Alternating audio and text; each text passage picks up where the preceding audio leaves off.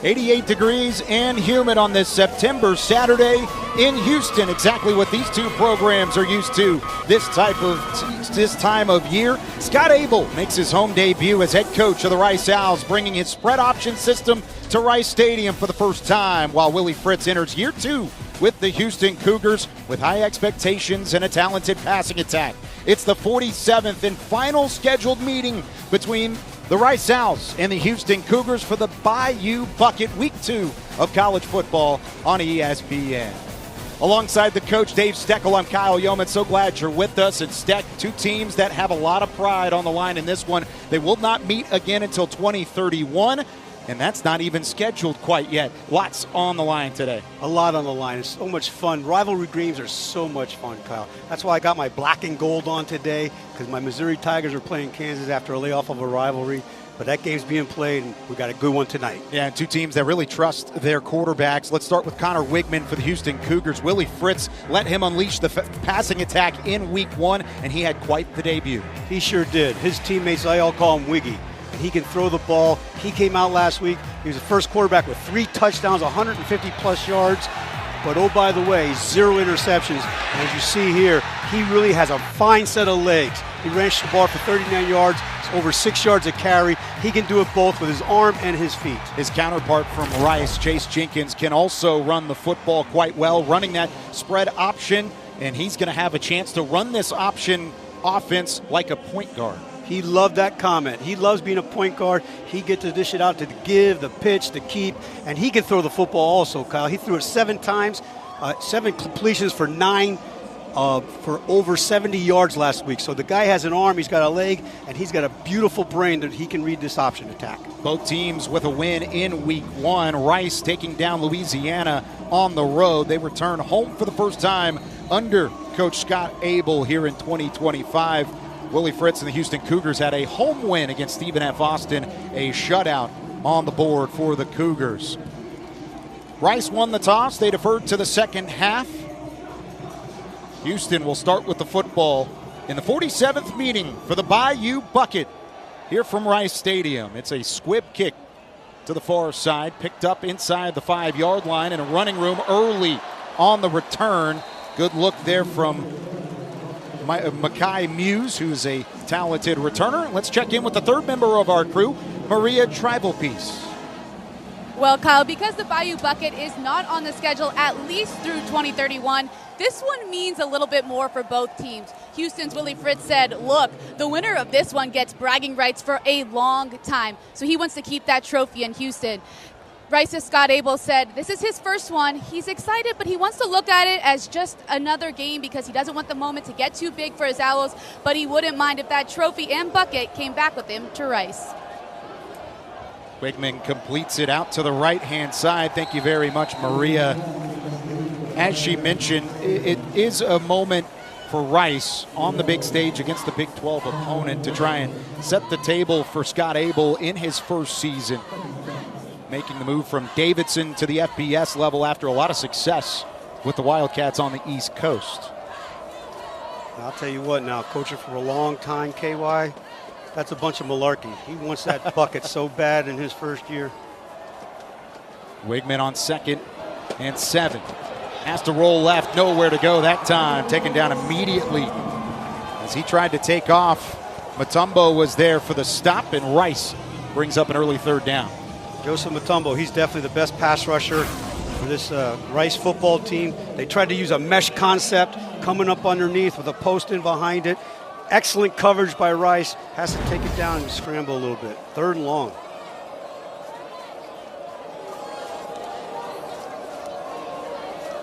Wigman with plenty of time, looks over the middle. That one broken up. Kerry Crump gets in front, bats it down with the left hand, and Rice has an early stop. Kerry Crump and Jack Kane did a really nice job of doubling it. Kane came out of the post to help out with the double. Accurate throw, better play on defense here. Looking that time for Stephon Johnson. Johnson, the only returning Cougar who had multiple touchdowns last year, had a chance for a big play. Fair catch signaled at about the 27-yard line. No chance for a return that time from the Rice Owls. Tyson Thompson. And just like last week, the Houston Cougars start on offense, Steck, but they come up with a 3 and out. This week they said they wanted to not take the long bomb as they attempted against Stephen F. Austin. Instead, they wanted to work on establishing a drive. Rice does the nice job of slowing that down initially. They really did, and the thing that really shocked me personally is one of their themes and mottos is control the clock, control the ball, meaning running game. And they came out and threw it 3 straight times there, which is a little surprising to me.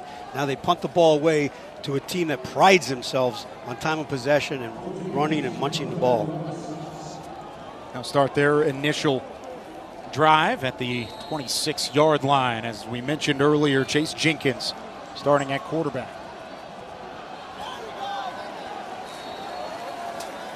They go right up the middle. They're going to run the ball effectively throughout, but it may not be the big chunk plays. It might be 4 yards here, 5 yards here.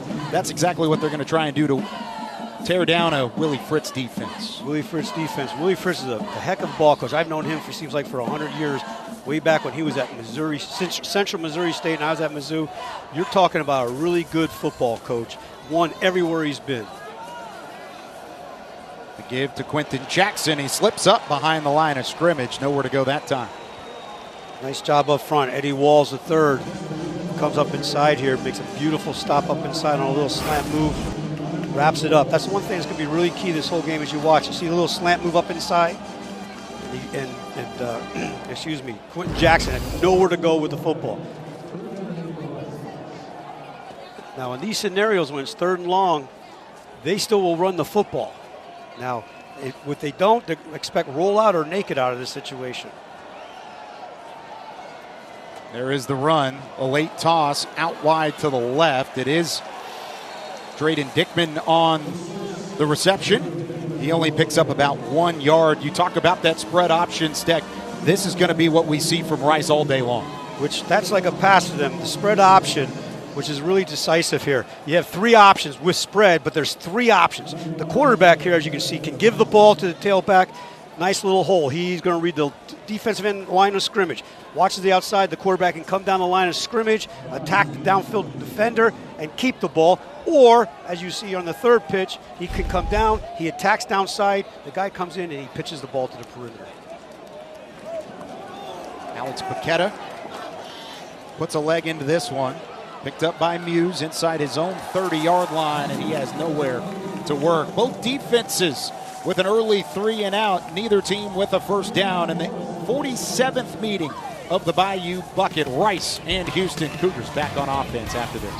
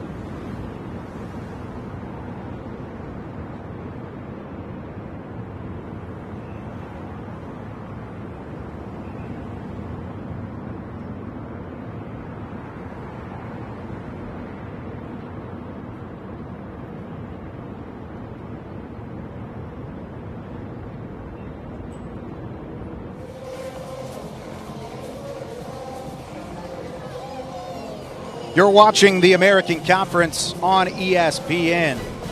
Each team with a 3 and out to start their opening drive in the Bayou Bucket. Rice and Houston, a crosstown rivalry that dates all the way back 47 meetings. Cougars back on offense from the 30-yard line. Connor Wigman back behind center. They'll give it on the ground. This is a team that usually has a stable of running backs. They give it to Dean Connors there, the former Rice Owl, with his first carry of the evening. They are without Jamarian Burnett, who, of course, as a bruising runner, set the tone. He is out today because of a midweek injury. They expect him to return over the next few weeks. Wigman with time, wants to dial it up, looking over the middle. That one batted down as well. Into coverage, making the play is Amari Porter, a physical corner with a bit of finesse on that PBU. Amari Porter, they went after their best defensive back on this thing here. They come inside, a little straight drop back pass, eyes upfield. Ghost takes the big home run ball, but what he had there was Stephon Johnson coming across the middle for an easy little dunk and a first down. Transfer from Stanford, making a play to bring up 3rd down and 7.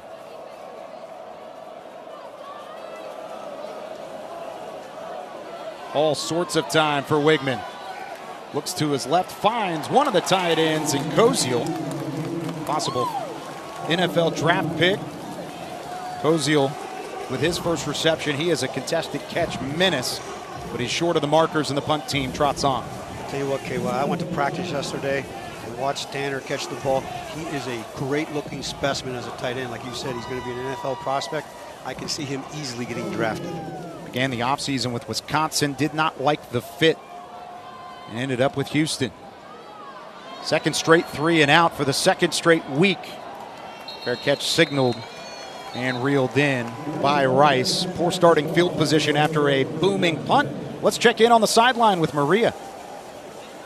Well, the biggest thing for Scott Abel when he came into this program was to change the culture of Rice football, and he did it with something that he's brought with him everywhere he has coached. That's his WE mantra. It stands for win everything with everyone, and it's so incredible because every single one of his players has bought into it. We talked to multiple ones leading up to this week, and they just always talked about how that has helped change the culture here at Rice.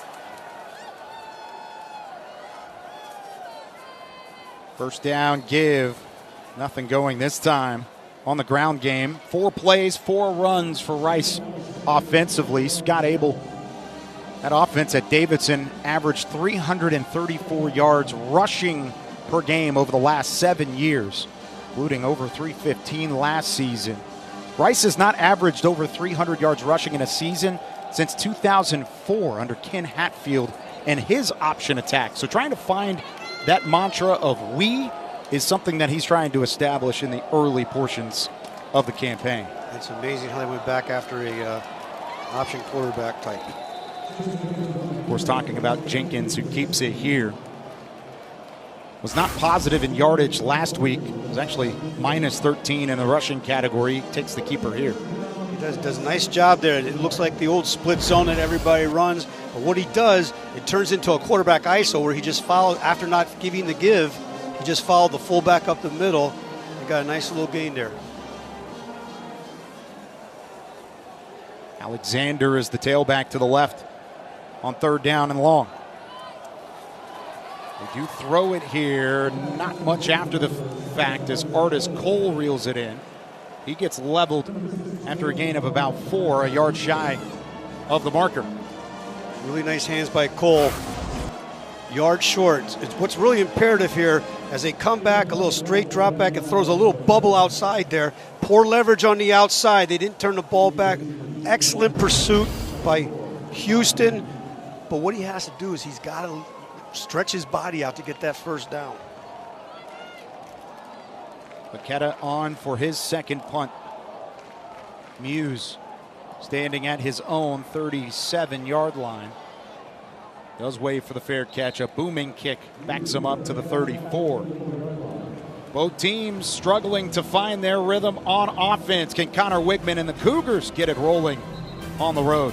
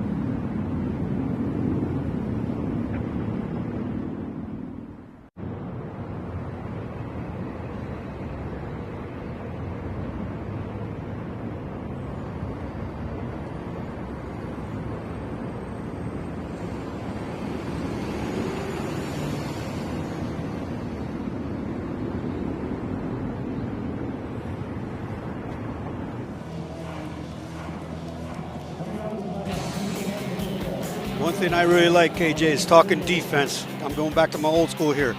You see a nice job by the front seven up here on Rice, swarming to him. On the back end with Rice, knocking the ball out with great poise. Really good defense. Now, I just got done saying that, and here's a nice little run game here by Connor coming up the middle. Yeah, Stacy Sneed on the carry, and Sneed working to the right-hand side, the senior out of Arlington, Texas, picking up the biggest play offensively for the Houston Cougars against this Rice Owls defense. Yeah, it was a nice 5-yard gainer off tackle there. Now Houston set up in the pistol. They'll utilize a 2 tight end set, and they do so here.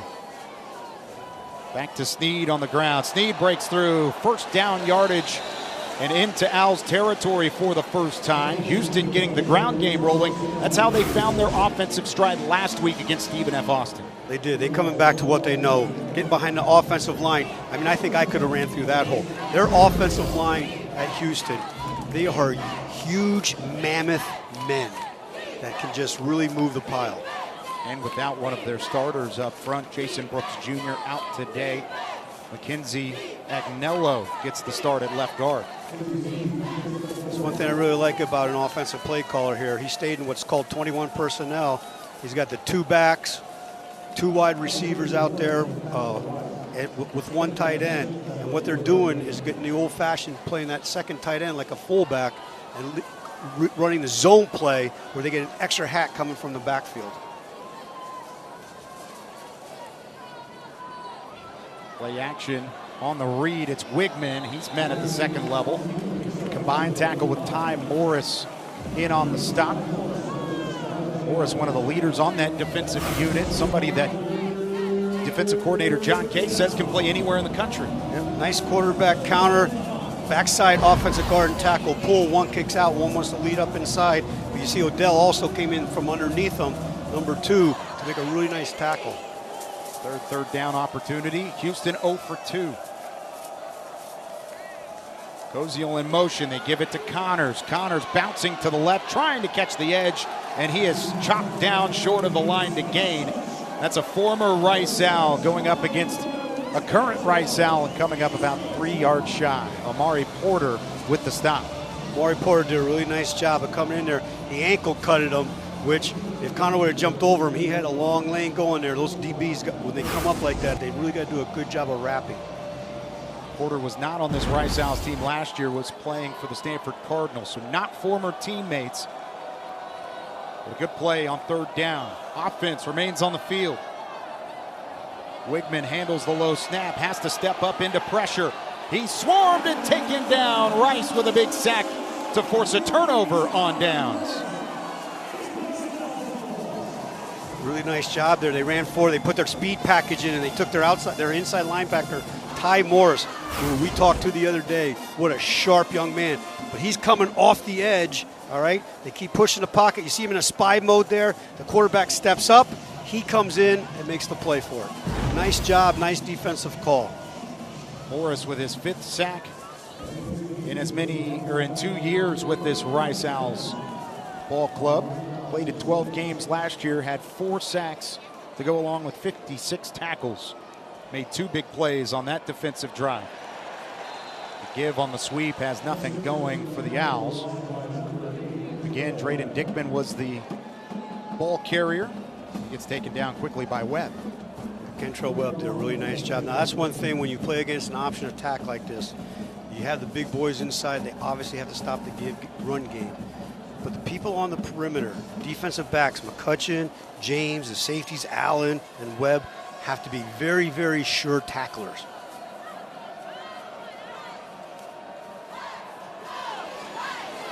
Jenkins to throw it, completes it in the flat. There is a penalty marker down near the line of scrimmage, that's a yellow hat on the sideline. Aaron Turner with the grab and first down, close to first down yardage. 3rd down and 4 on the way.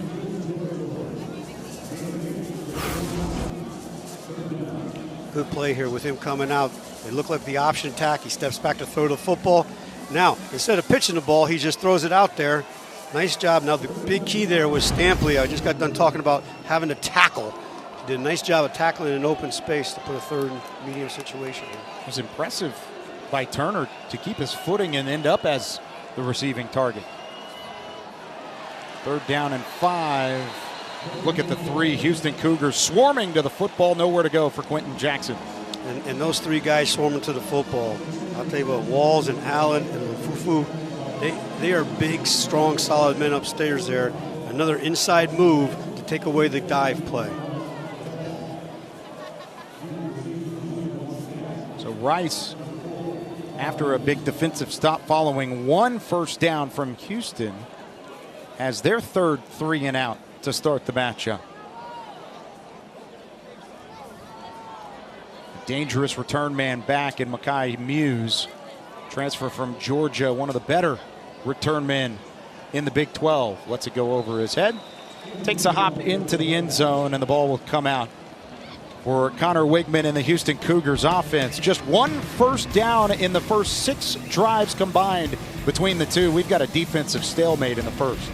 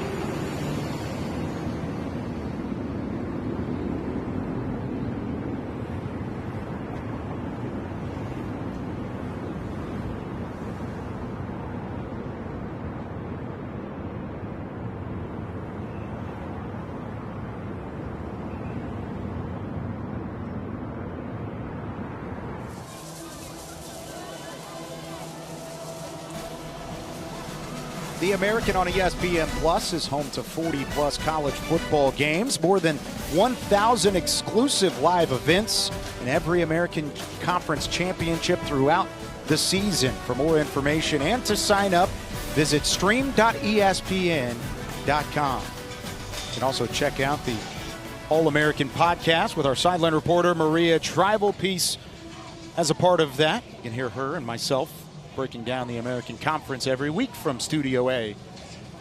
Excited to be here for Houston and Rice.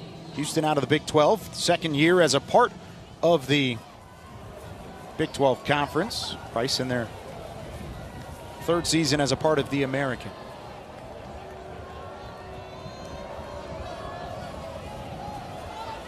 We go to Dean Connors again. Connors has nowhere.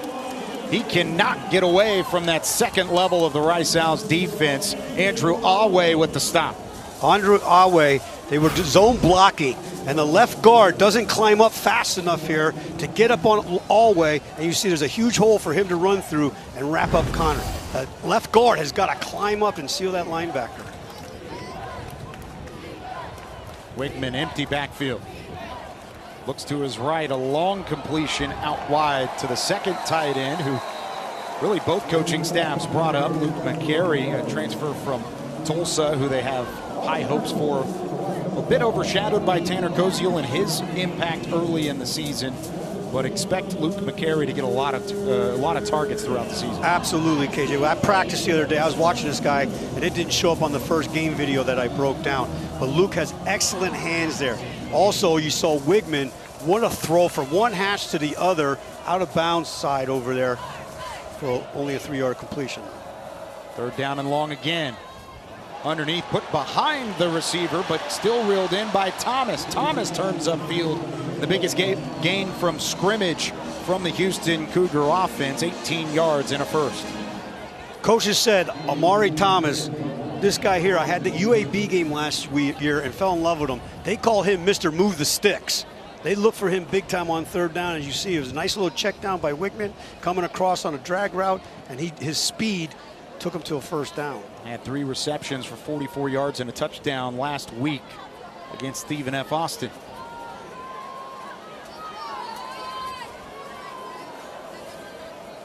Look for play action here now. We're back to the ground with Connors. Met immediately. Again, Awe making a stop. Awe and Adele, nice job up inside there. It's the second time we've seen Adele make a stop, transfer from Dartmouth. Yep, 0 and 2, working it together here, coming off the double team. Awe pugs the hole up, toes to the heels, we call them. When those linebackers can get their toes to the defensive lineman, there's no seams and gaps, which Rice did a beautiful job of that right there. Their D coordinator, John Kay. This man, first of all, he's a heck of a ball coach. Second of all, long-time Houston high school football coach.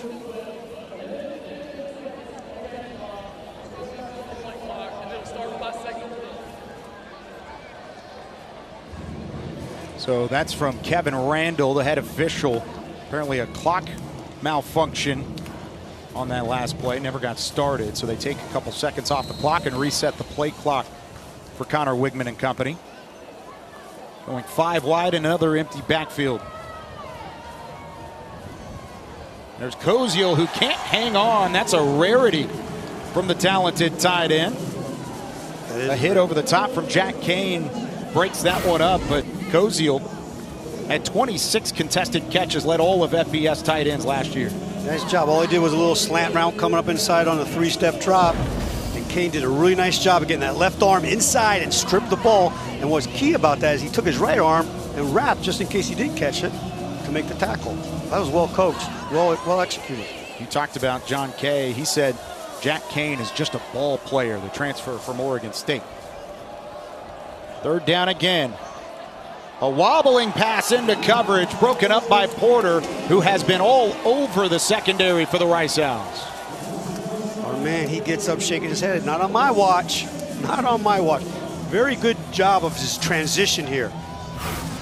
Nice job on the transition. You're going to see here on the replay, quarterback has some time. They have a spy ready for him. Throws the ball. He transitions back. One more step. He could probably pick that ball off for Kobe Young there.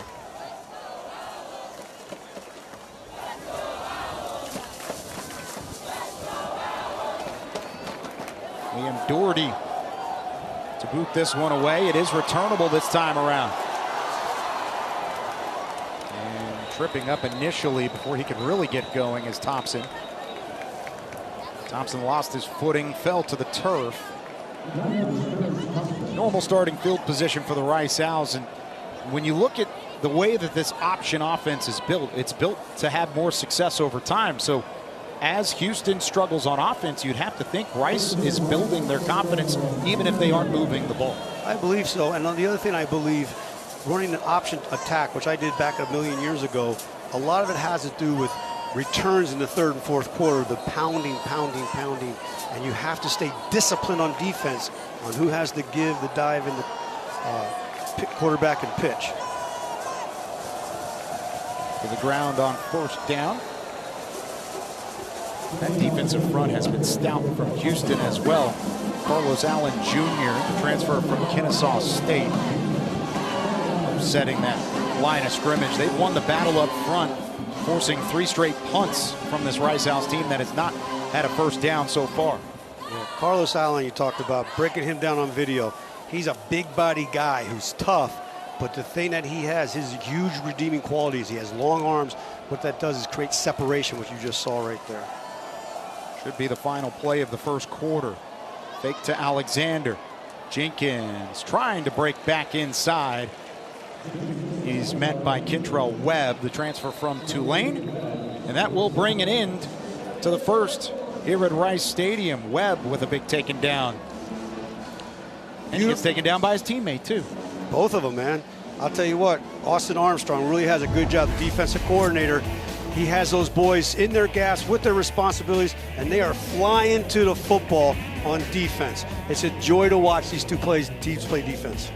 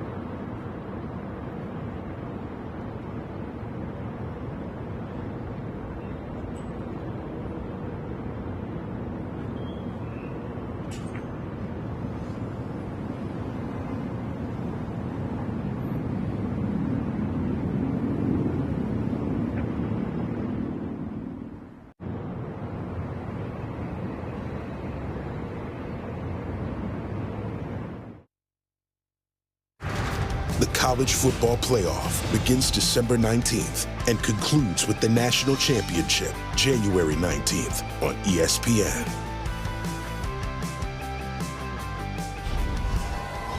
Week 2 of college football on ESPN. Quite the defensive battle we've had through one quarter of play between Rice and Houston. The Owls still looking for their first down of the matchup, and they'll work the screen game out wide to the right, and they will have their first down. Landon Ransom Goals, who did not have a reception last week for the Rice Owls offense, picks up 11. did a really nice job. They get the ball, they just fire it out there, a little bubble screen type of effect here. The defender comes up and slips, as you see. And one thing I noticed here, this is a brand new turf, okay? They've never been played on before. There's a little slickness going on, both teams getting a little footing there. Might be something that gets better and improves as the game goes on.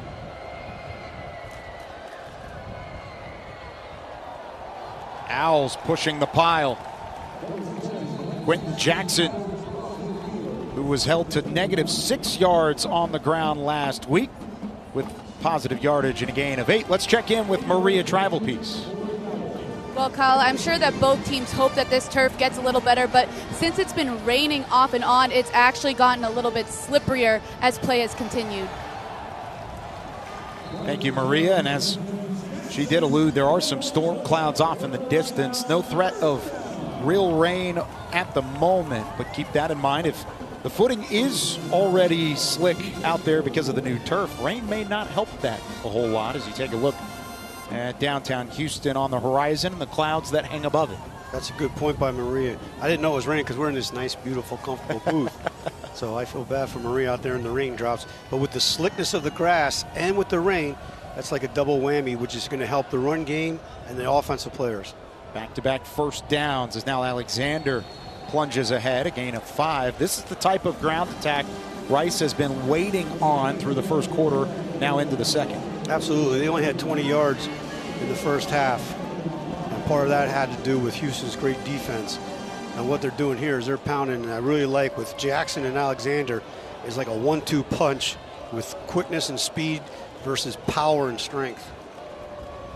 Alexander at 5'10", 215, again pushing. That one close to first down yardage as well, and it will move the sticks. Third first down for Rice after they didn't have one in the first quarter. Nice job. Just they're taking it right to the meat of the line of scrimmage here. They fake the fly sweep. They give it to Alexander coming up in the middle, and the offensive line is doing a nice job of getting a push with those big hogs up front. Rice was top 40 in the country last week with 206 rushing yards as a team. Alexander had 15 carries for 74 yards, just under 5 yards a pop. There he goes again. That's the power run. On the other side, you talked about the speed of Quentin Jackson. He had 22 carries for 119 yards and a touchdown in their 14-13 win over Louisiana a week ago. Yeah, the more I watched this young man, the more I liked about him because he's not very big, but he's strong enough, and he's got home run speed. You see they come back there with I call a split zone away play. They bring the guy in motion. Instead of handing the ball, he blocks the edge, and Jackson follows him right up inside the hole there. Jackson, 5'7", 160. He is 45 pounds lighter than his running back counterpart in Dalen Alexander. Third down and short. Only a yard to gain for Rice. I'm going to guess they're going to go with the give. Man in motion. They do give it to Alexander. They let the big body tailback take it past the line to gain. And another first down for Rice on the 10th play of the drive. Those guys up front, especially the center, David Stickle. You got Patrick Vallant and John Long, those three interior linemen. Look at that push they give you up inside there. They got to climb to that linebacker. If they seal that linebacker, that could be Katie by the door. On this drive, 9 of the 10 plays have been runs. Just one pass attempt, and that was the initial first down. Back to Alexander. How tough is this to defend? You're a former defensive coach, but even when you were early in your career, you were an offensive coordinator that ran the option for a reason. I did, because it's very deceptive. You know what happens, and I hate to say this, but it's you have inferior players sometimes athletically, because it's crazy. You're at the point of attack and you don't block 2 people right at the point of attack, and that's where the point guard comes in with the quarterback of being able to make the right reads with the gives and the keeps and the pitches and stuff. Dickman is in motion. They give to Jackson. Jackson met immediately. That's where guys like Carlos Allen can make an impact. The 6'1" transfer from Kennesaw State makes a stop and only a gain of a half yard on that one. Now the other thing, talking to Coach Abel here, as you see, they come off the football here. They're coming back with a split zone. 2 guys aren't blocked there. There was an opportunity there for the quarterback, okay? In my opinion, Jake should have pulled the ball there and kept on coming down line of scrimmage for his second option to his third option, because they're really packing the paint inside here. 2-minute motion. Yeah, I was about to say, there was not going to be anything that time anyways, as Dickman is taken down behind the line of scrimmage. Good play from Will James outside, who defended the flats well last week in their opener, but this was coming back no matter what because multiple Rice Owls were moving early. I'm surprised. Shift, offense, 2 players moving at the same time and not resetting. That penalty is declined. 4th down. A bit surprised they didn't even call the play dead. It could have been a full start because of the movement up front. You're absolutely right. You see them both coming, both slots at the same time are coming. One thing is going left, one thing is going right. Come off on the corner, but now what I'll tell you what was really impressive there was Will James, his open field tackling, which is going to be critical coming down the stretch here. 42-yard field goal. Enoch Goda puts a good leg into it, and that one is right down the middle. Rice strikes first, breaks the scoreless tie midway through the second quarter. Double digits on the drive. The Owls finally get the option rolling. They take an early lead in the battle for the Bayou Bucket.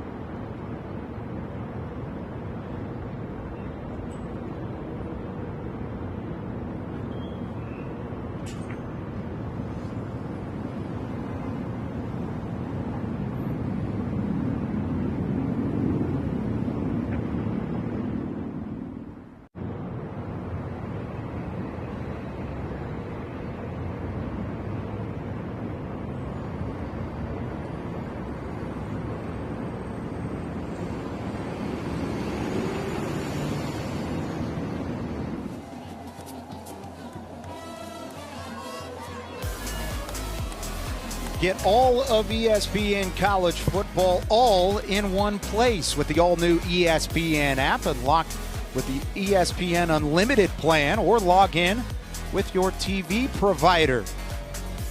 Have you gotten the chance to check out the new ESPN app, Steck? I have. It is a beautiful piece of technology. Technology's way above my head, but like if I can use it, anybody can use it. ESPN's done a marvelous job of making it computer dummy friendly for guys like Steck. That's the ultimate endorsement. If Steck can use it, anyone can use it, and he certainly uses it. He was showing me the Missouri-Kansas score just moments ago on the ESPN app. Wasn't that a beautiful score? It was a good score for you, Steck, former coach at Mizzou. M-I-Z, baby. That's where I say Z-O-U, correct? Correct. This went into the end zone for a touchback. It was a 14-play, 47-yard drive for Rice, and now maybe a little more pressure put on Houston. Can the Cougars find their offensive rhythm? Connor Wegman at the moment just has not thrown the ball effectively, nor have they moved it effectively so far. And I think a lot has to do with, again, we were touching base quickly on John Kay, the defensive coordinator. That man won 4 state titles for North Shore High School here in Houston. He's a Houston guy, a transplant from Detroit, Michigan, and a fine football coach. 4 for 8 passing, just 30 yards so far for Wigman. Into the flat, that's Makai Muse. Muse has some speed, turns on the jets in the corner, is there. Gets out of play at the 41, 42-yard line after a gain of 17. Now, the thing that made the beautiful play about this was Wigman gets it out there to Muse, who is, I'll tell you what, Muse to me is quicker than a hiccup. That guy's got some skills. But he gets the ball out here on the flat, and the thing is, there's a perfect block out there on the perimeter. He cuts it back up inside and gets a huge first down for him. Low snap handled by Wigman. Now he's flushed out left. Still looking downfield. He can use his legs as well. Gets back to the original line and maybe picks up one. Let's check in on the sideline with Maria Tribalpiece. Well, Houston may not have scored yet in this game, but Connor Wigman is trying to change that. He has been so locked in despite not being able to get a touchdown for his team. While Rice was on defense, he was throwing the ball on the sideline, talking to guys on his team as well. So just staying very locked in, trying to lead this offense. Thank you, Maria. It's been a tale of 2 games so far for Wigman. This one into the flat for Dean Connors. Connors turns upfield. Has positive yardage to the 45. Wigman last week, one of 9 quarterbacks at the FBS level, and the first quarterback in Houston history to have 3 touchdowns, 150 yards, and 0 interceptions. Offense, number 87. 10-yard penalty from the spot of the foul. Replay, second down. Houston and Willie Fritz called for the holding. Well, technically, Luke McGarry was called for the holding. Willie wasn't holding anybody. Willie didn't hold. His player held. There you go. But here's the thing that was beautiful about this defense. I understand they were holding, but defensively, we call it force it, cap it on a screen, and the rest of the team's got to run like hell. That means a guy on the outside, okay, the cornerback, has got to set the edge so the ball goes back up inside. The second guy comes in over top, and then everybody else has got to run like hell to get to the football. Second down and long, lofted pass right at the line to gain, falls incomplete. The intended target was Johnson. Tight end coverage again was Crump. Kerry Crump, I'm impressed with this guy. He's got quick feet, he's fast. He had catch-up speed there. He was a little bit beat over top of that route, but Crump's catch-up speed and his fundamental technique of stripping the ball was outstanding. Playing in his 4th stop at the collegiate level. Started at Arizona, did not play for the Wildcats. Spent 3 seasons with Michigan State, last year with Houston Christian, and now makes the short transfer across town to Rice. Cougars run it on 3rd down and very long. No yardage that time either. 4th down incoming, and Houston forced to punt again. Didn't want to make a mistake on 3rd and long. They just went with the Y insert play. They're going to punt the ball and try to live to play another down. Been a busy day for both punters. Liam Doherty, who averaged over 4 seconds of hang time on his 57 punts a year ago. Gets some good hang time here, allows for the return men to reel it in on a fair catch. We'll step aside. The 47th meeting of the Bayou Bucket, currently led by the Rice Owls at home.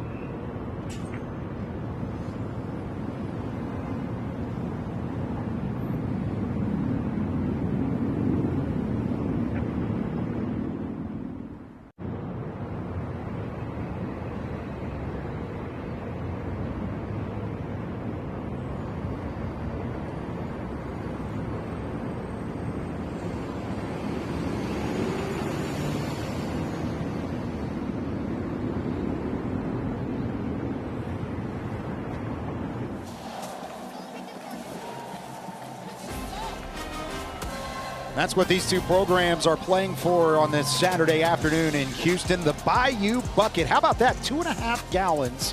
You can have 40 bowls of queso for your chips, your tortilla chips, as they love down here in Houston. I love the crawfish metric and the sweet tea for 25 people. And if you're talking about a Houstonian, that's only about 5 people that you would need to down that much sweet tea. I know, but if you're having crawfish, I'm sure the Houstonians would want to know how much beer that thing holds.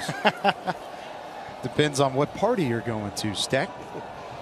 First down and 10. Rice back on offense with a 3-point lead. A stutter step and a little extra gas on that near side.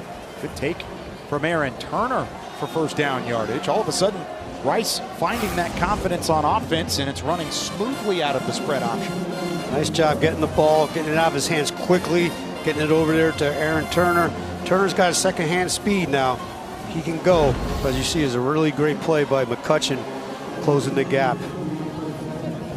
Jenkins 4 for 4 passing for 23 yards. So they don't throw it a ton, but when he has thrown it, it's been effective. Give it to the third tailback. First carry of the evening for DeAndre Hardiman.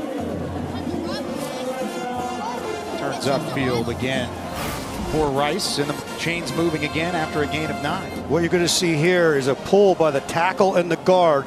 Call it a bounce play, and they have a bounce CT for your fans out there. It means the center and the tackle are pulling while the guard and the tight end seal the edge, and they got the corner and a huge gain. Hardiman, the 5th different Rice Owl to carry the football on a rushing attempt.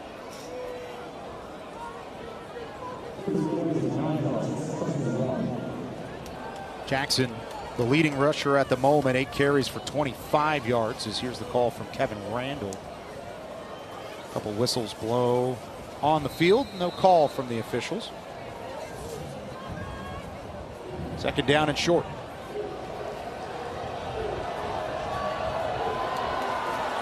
Another completion out wide. Turner pushes for the line to gain. Now into Cougar territory, just inside the midfield marker. Okay, what Coach Abel's seeing out here, when he goes to spread, meaning 2 wide receivers both on both sides, you have a corner out there who's playing an off alignment, and they're cheating the safeties up inside for the option game. So that's just a quick little pitch and catch, and they're getting automatic 3 or 4 yards just because of the way the corner's playing off there. Good recognition by Coach Abel. A give, shaking off a potential tackle and picking up about 6 again is Hardiman. 2 carries for the young tailback. He's picked up 15 yards on those 2. Hardiman has some strength and power in his lower body there. You see him come in here. They ran the TC play again. The linebacker comes up and he starts to wrap up, and he runs right through the tackle. Excellent job by the running back. When we talked to defensive coordinator Austin Armstrong for Houston, he said when Rice gets outside the numbers, that's when he starts to lose sleep at night, thinking about their ability to run to the boundary. That's where they've attacked this Houston defense here in the second quarter, much to their success of moving the football. That 14-play drive that ended up in 3 points, and now they're starting to piece together another promising drive with the ground game leading the way. They're doing a really good job. You know, their theory is you get 3.5 yards, okay? Now I'm going to teach you a lesson here, KY, on modern math. If you get 3.5 yards each carry, you get a first down. Hey, that works, right? Yeah, yes, it does. It only takes you 3 plays to get there, too. Yeah, and you're a half yard past it. Man in motion. Hardiman again on the carry. He's a smaller tailback, still pushing with the legs, but he stopped the yard shy. Decision timing coming for Scott Abel. 4th and inches. That was my guy, Carlos Allen Jr. on the tackle. There you see him right there on your screen. He is a big body human being, like I already mentioned to you about his long arms, which creates great extension, which creates separation. That's what you got to be as a defensive player, is be able to separate and run. And the RH factor, run and hit. 4th down, offense stays on the field. They need the 40. They give it to Hardeman. The ball pops loose, and it's recovered by the Cougars. It almost works as a defensive stop, but it's a turnover and a takeaway for the Houston defense. I'll tell you what, that's a beautiful play by Houston on the stop up front. But I'll tell you what, analytic people are going to drive me to drink. Punt the ball, you're playing great defense, and go live to play another down.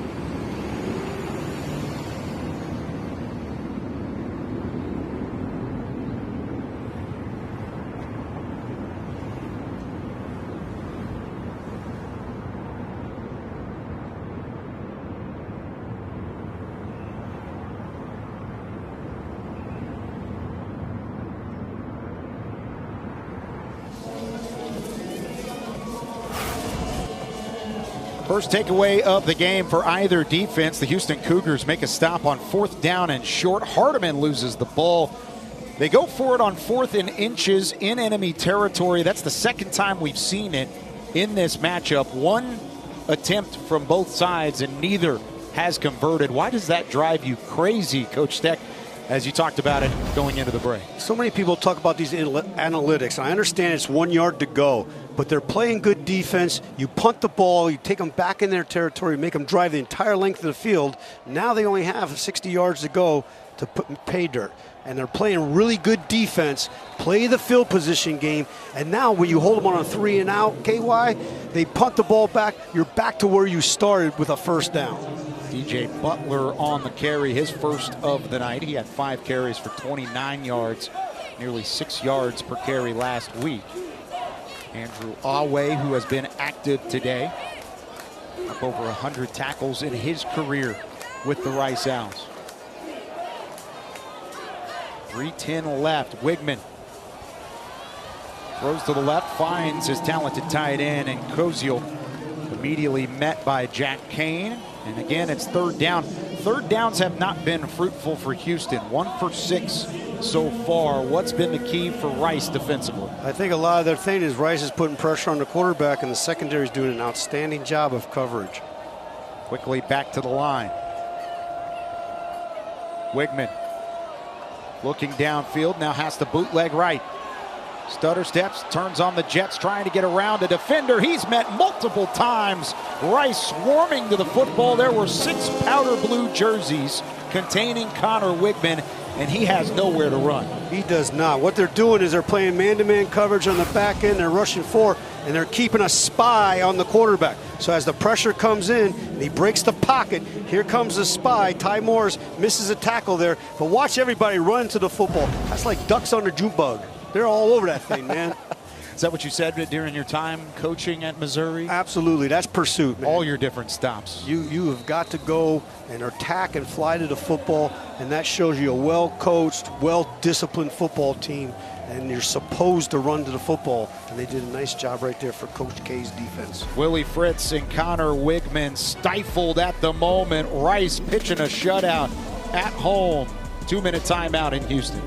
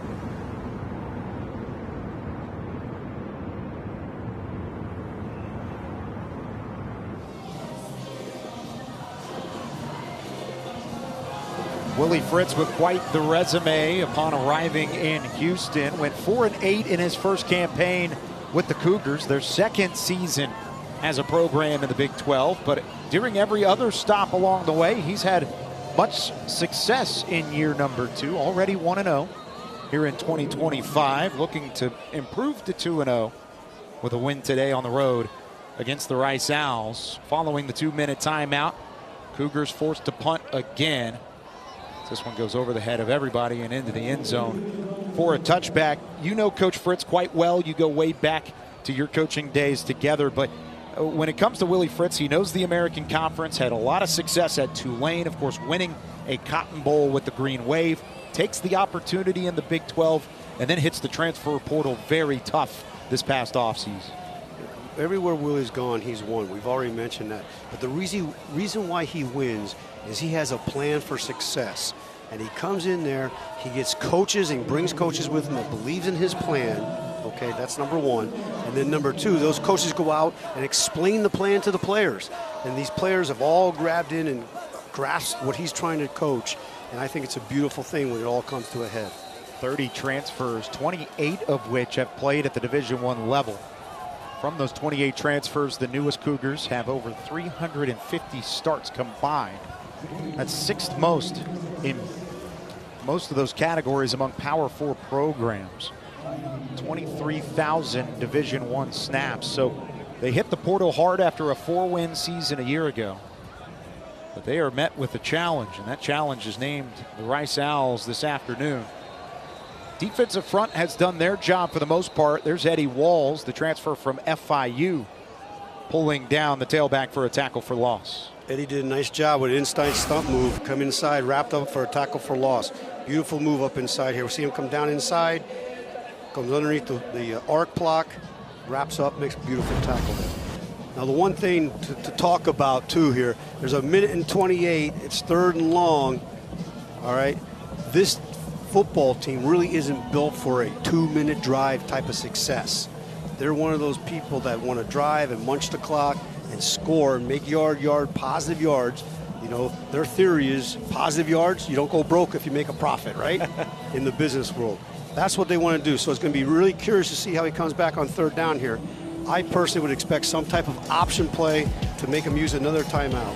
This is a look at last year's Bayou Bucket, a 33-7 win for the Houston Cougars. Stacy Sneed had a 65-yard run early in that matchup. Stephon Johnson, 44-yard catch from Donovan Smith playing quarterback. It was 20-0 in the second quarter. Then Jalen Gardner had a big interception late in that matchup. It was a dominant win as Houston regained control of the Bayou Bucket. Rice has won the last 2 games, or had won 2 years ago right here at Rice Stadium. That was a 2-overtime affair between Houston and Rice as the Owls are looking to win back-to-back home games against the Cougars.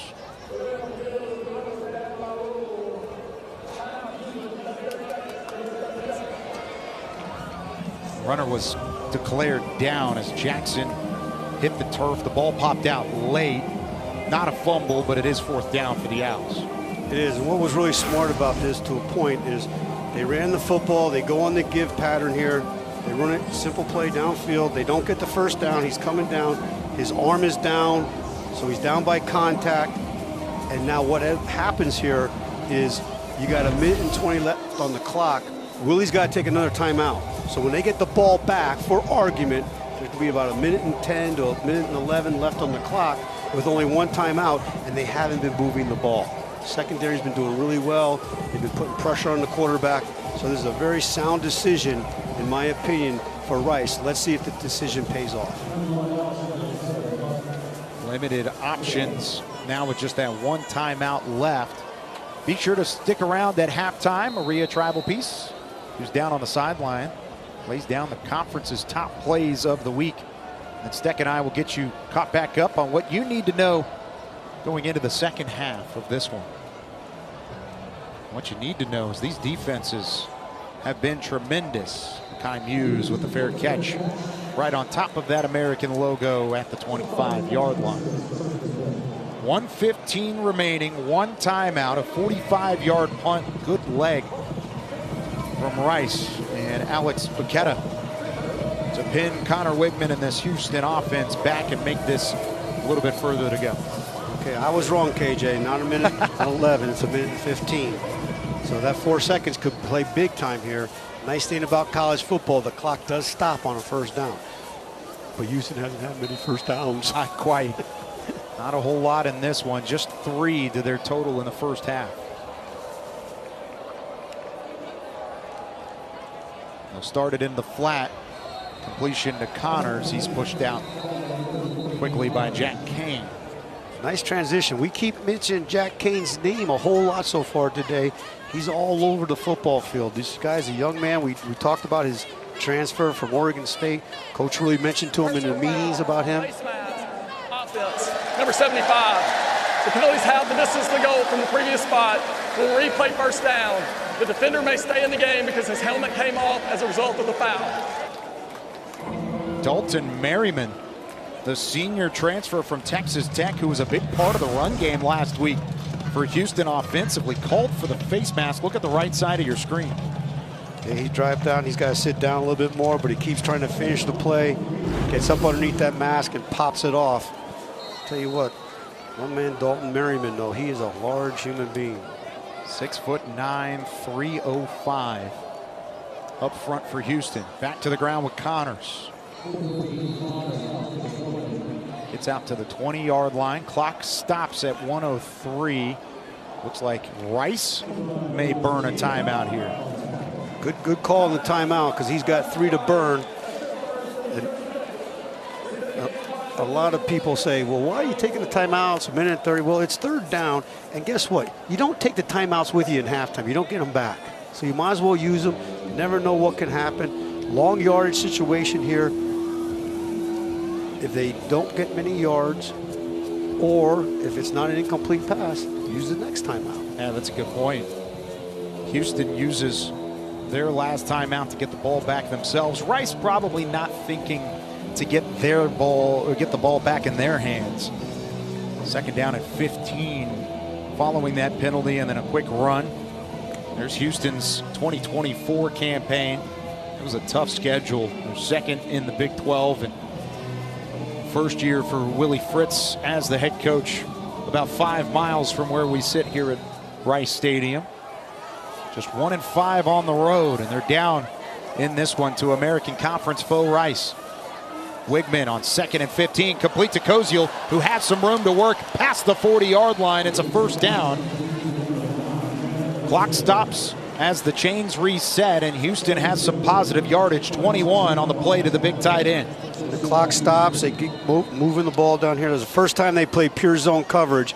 They didn't get enough pressure on the quarterback. He had a lot of time to throw the ball.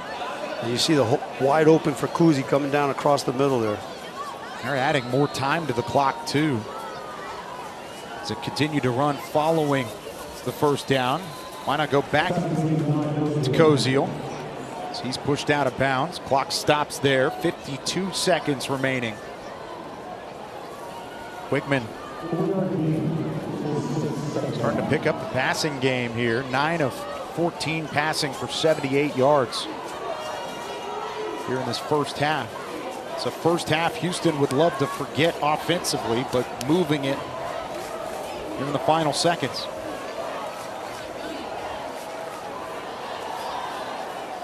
That one placed at the feet of the intended target, and Amari Thomas. Thomas never really even saw that pass.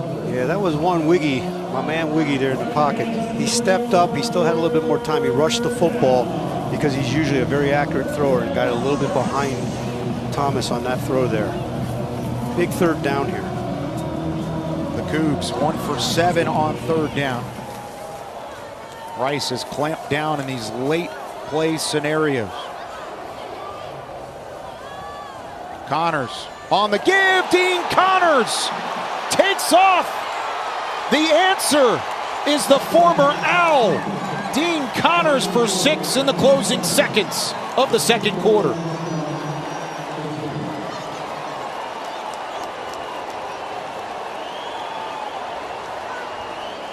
"54 yards, Dean Connors breaks free. He scored the only touchdown for Rice in this game last year, and now he flips the script." Really smart play here. Very poised well. They came up. That's the one time we got to talk bad about my man Jake Kane, who's playing a really good football game. Doesn't separate off the block. And Connor just takes it to the house. And one of the worst expressions you could have is let him score before halftime number 1, and you don't ever want to hear the band play. The band is right there as well. They are on the sideline getting ready for their halftime performance.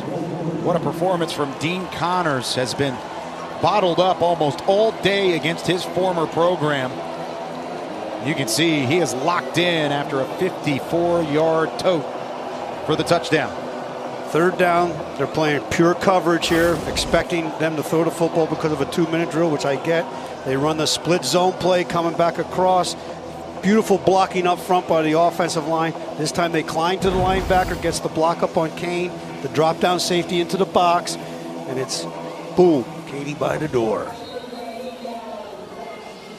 His first touchdown as a part of the Houston program. He had 16 scores with Rice. Played for the Owls from 22 to 24. Over 1,600 rushing yards, 900 receiving yards in 37 games played. He was an honorable mention All-American Conference honoree twice. Started his career at Riverside Community College in California.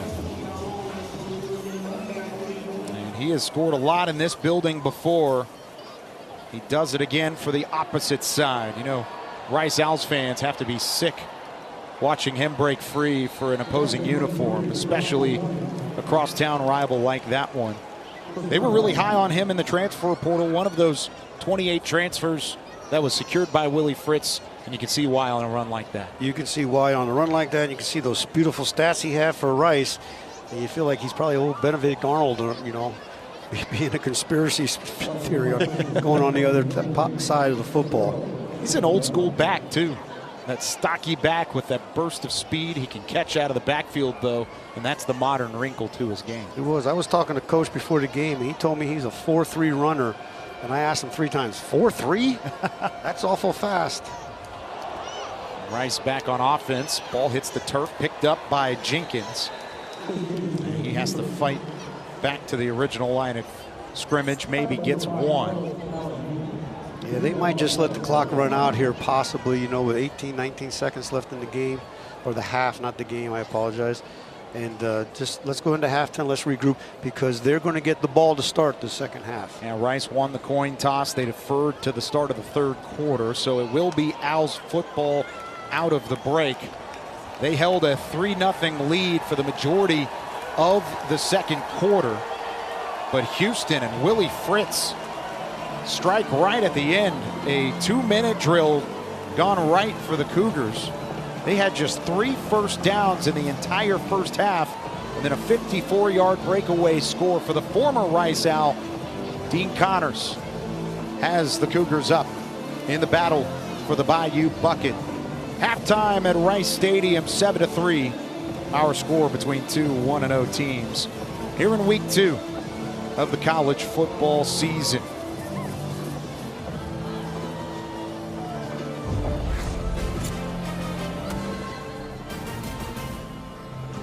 Good turnovers, part of the football game here. Tell you what, low-scoring game, both teams probably want this. See the big burst and the touchdown there. Houston takes the lead when they've been stagnant the whole football game.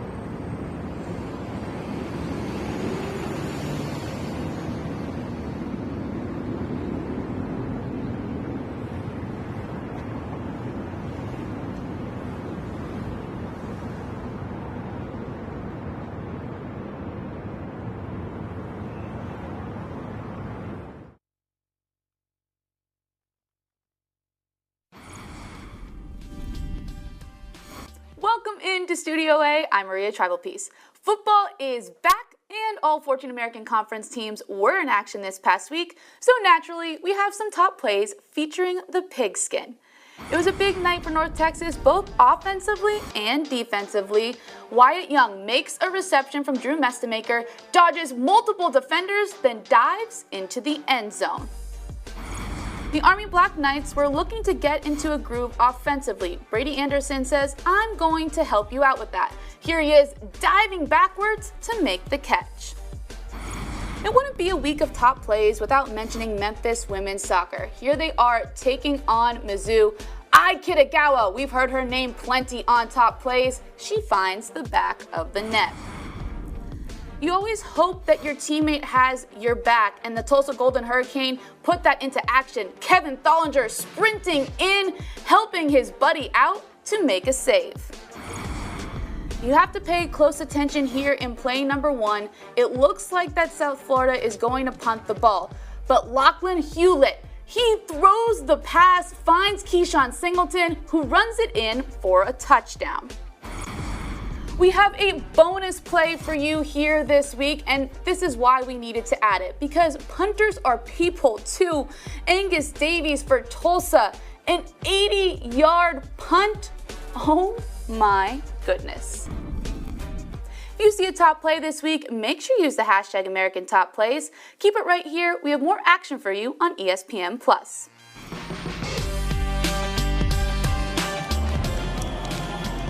Halftime at Rice Stadium, we'll hear more from Maria Tribal-Peace when we come back between the Rice Owls and the Houston Cougars after this.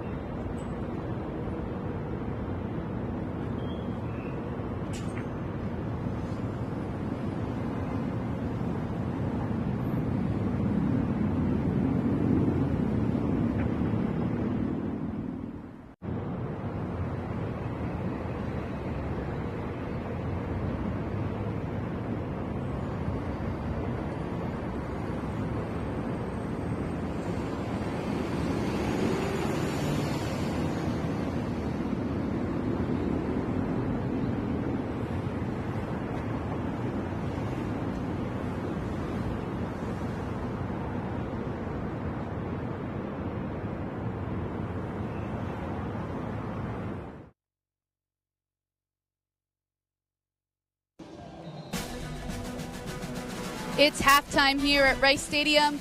The Houston Cougars and the Rice Owls battling it out for the Bayou Bucket.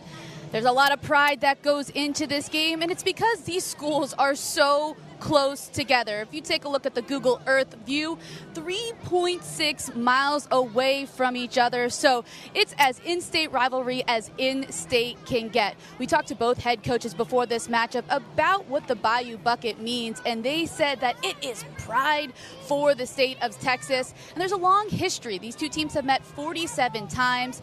44 of them have been for the Bayou Bucket.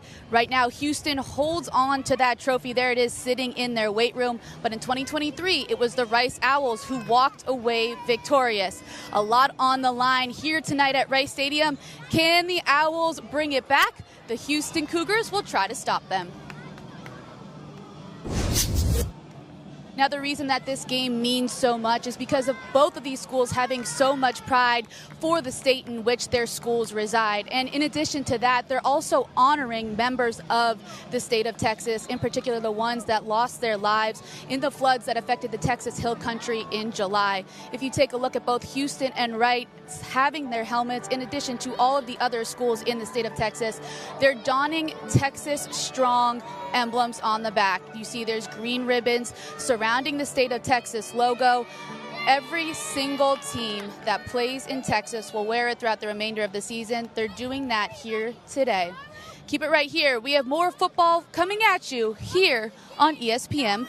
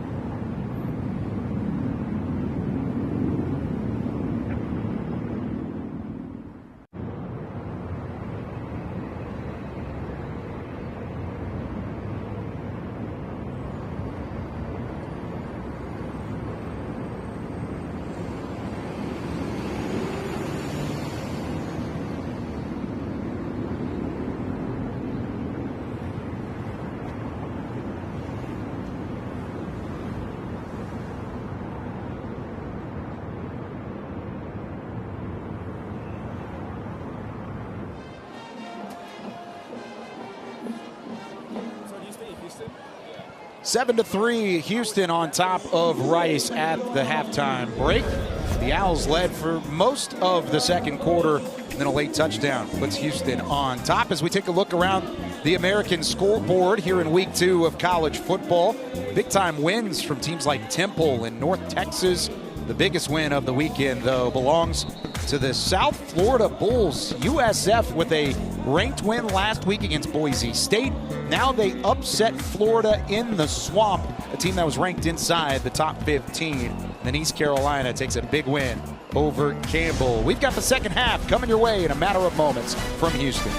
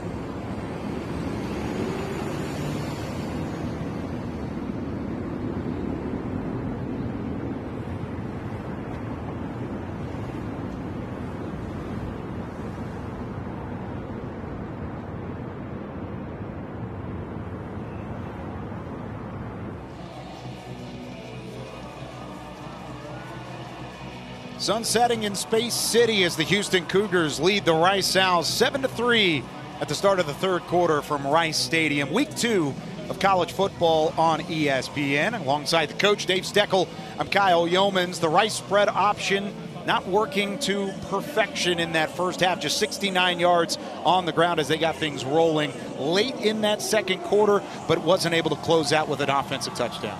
I think what happened in that first half is people settling down, trying to learn each other's offense, what they're doing defensively. It takes a little time with the option attack. But then they started going, as the game started going, they did a nice job of moving the field, moving the ball, and then big-time play to end the half with the long run by Houston. Yeah, we'll talk about Dean Connors' touchdown run momentarily as we are ready to get things underway in the second half.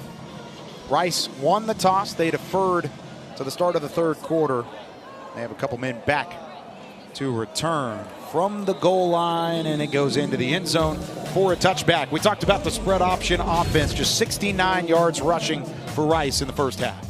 That's right. Here he comes down here, does a little play action fake, gives the ball, comes up, throws not there, dumps it off, third option, runs down the football field. Here, comes back, wants to give, throws a little bubble outside here to the outside. Nice catch, good block on the perimeter, a nice 6-7 yard gain. And then on the other side, Houston Cougars, they come back here with a split zone play.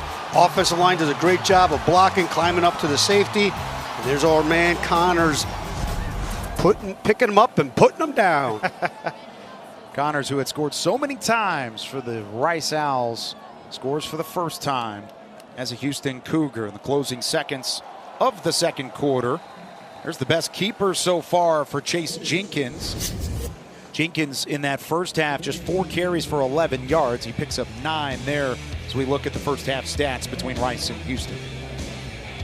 Total yards, I'm a little surprised there. The rushing attack on both teams, they'd like to be up in the hundreds right now. They both want to really run the football, but the advantage Houston throwing that ball for 161 yards. The better drives have been from Rice, so to see Houston leading in the total yardage category, that's how much that long touchdown run from Connors played a factor. Travion McCutcheon, 6'3" junior out of Austin, Texas, with a stop, stacking up Jackson for a loss. Nice job. They blitzed the nickel back off the side there. Mark Stampley, the second there, comes off the side on a nickel blitz. Good tackle for loss. Second down and 9. Jackson remains the tailback. They toss it to him. Nowhere this time. Aaron Turner, is the ball carrier. He's met by Latrell McCutcheon Sr. Now there's a change up there for the people who are watching the game. Is they've been running the zone, old-fashioned zone veer option attack, and here they brought the backup in motion and ran speed option with a lead back. The problem is they ran into the boundary. They ran out of grass, or I must say turf. They ran out of turf because Latrell McCutcheon was lurking. Throwing on the run. This one overshoots the target. Chase Jenkins was looking for Artis Cole at the second level. Fourth down incoming for Rice. Give credit to the twin brothers. How about Latravion McCutcheon? Excuse me, not twin brothers, but brothers. Latravion McCutcheon and Latrell McCutcheon. Brothers.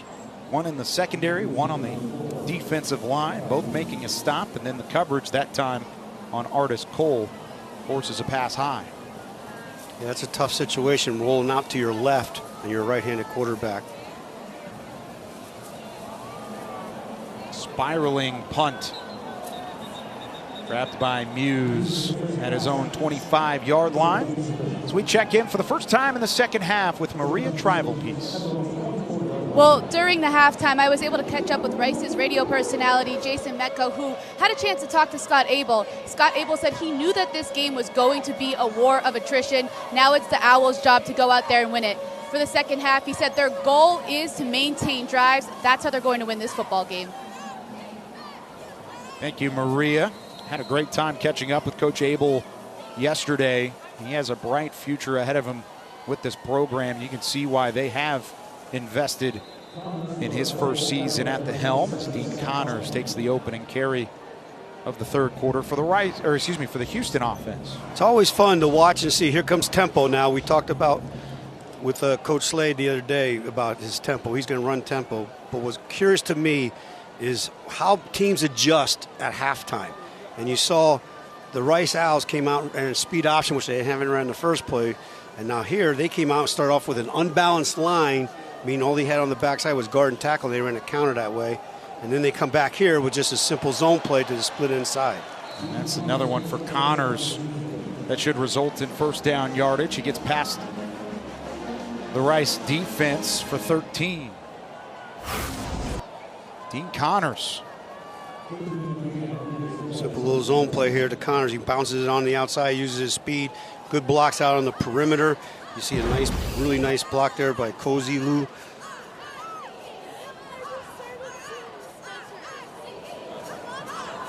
Put Thomas in motion. The ball's put on the turf. Diving back on it is Wigman to save the drive for Houston.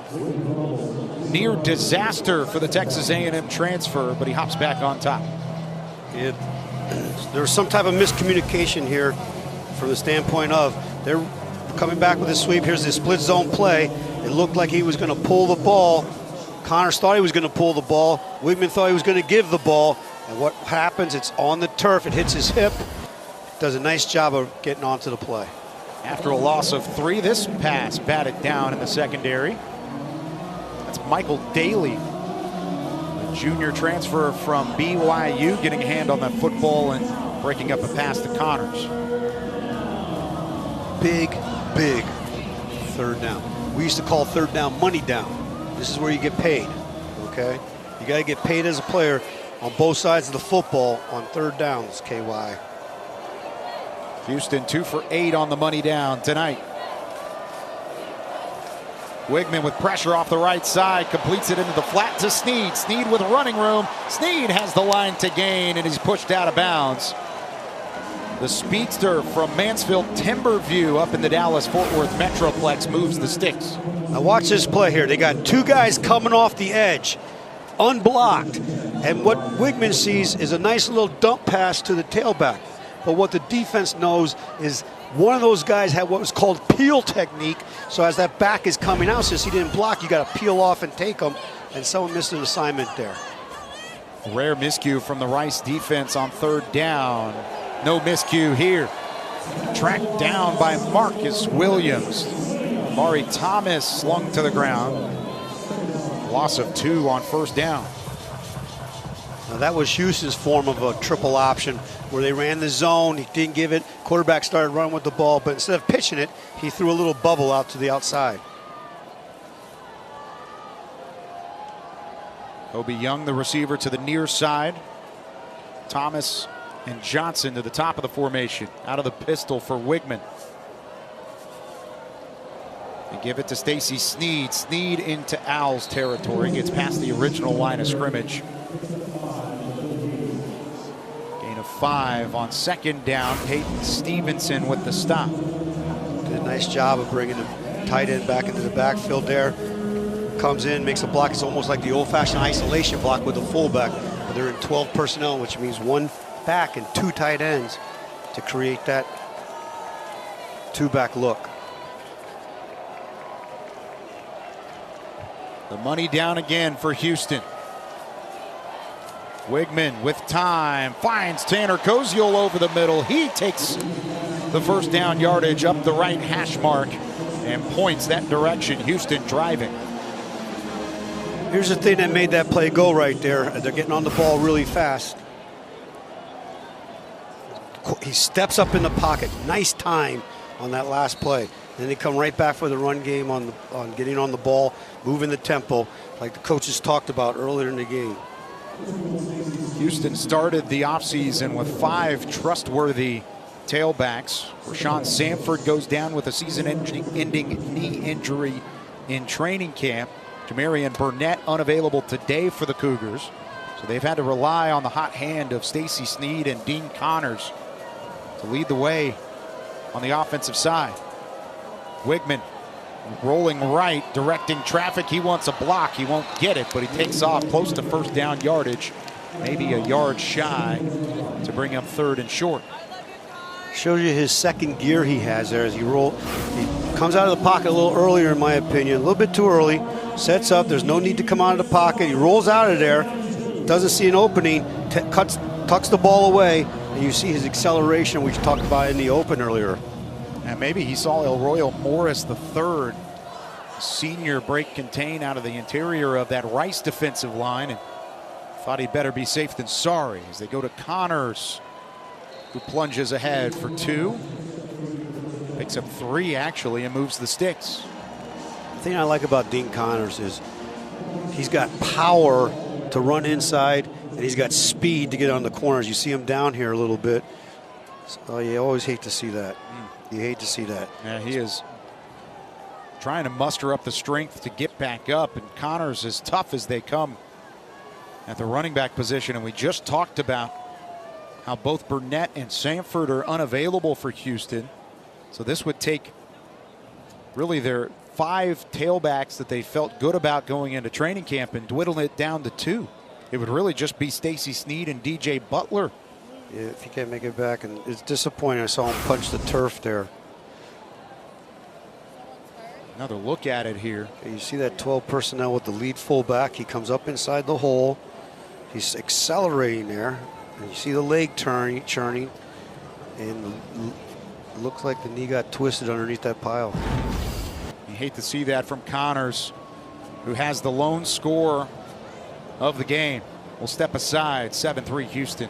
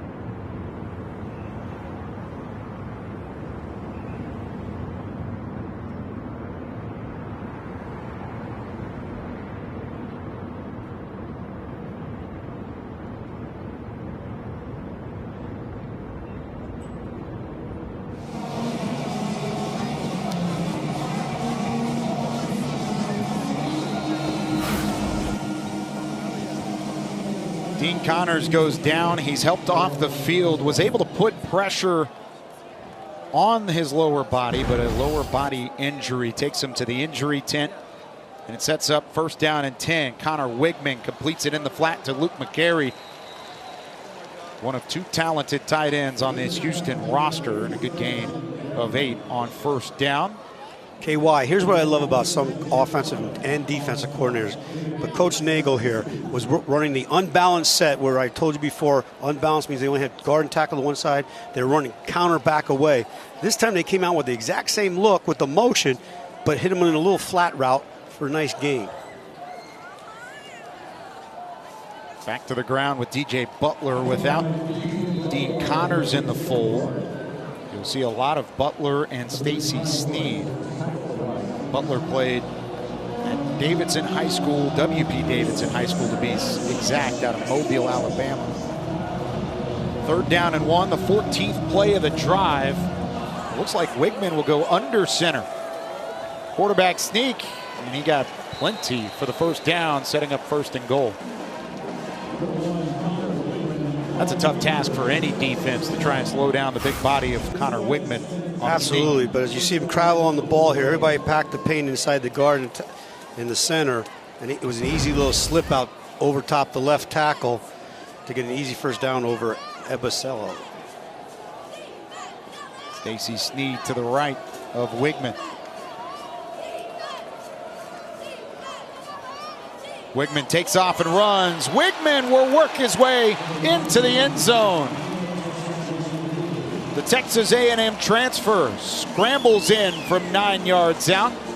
And so far, it's the law firm of Connor and Connors in the end zone for Houston. Really nice job there. They spread the field out, went empty, which everybody saw. And here comes the quarterback. And what they do, he fakes it, brings the tailback back up inside like the lead blocker on an ISO, chips the linebacker, and he walks in untouched. Back-to-back drives with a rushing touchdown. It was first Dean Connors on a breakaway. That was the best drive of the day for Willie Fritz and the Houston Cougars. 15 plays, 76 yards. It took 6:50 off the clock. Houston with a 2-score lead on the road against the Rice Owls.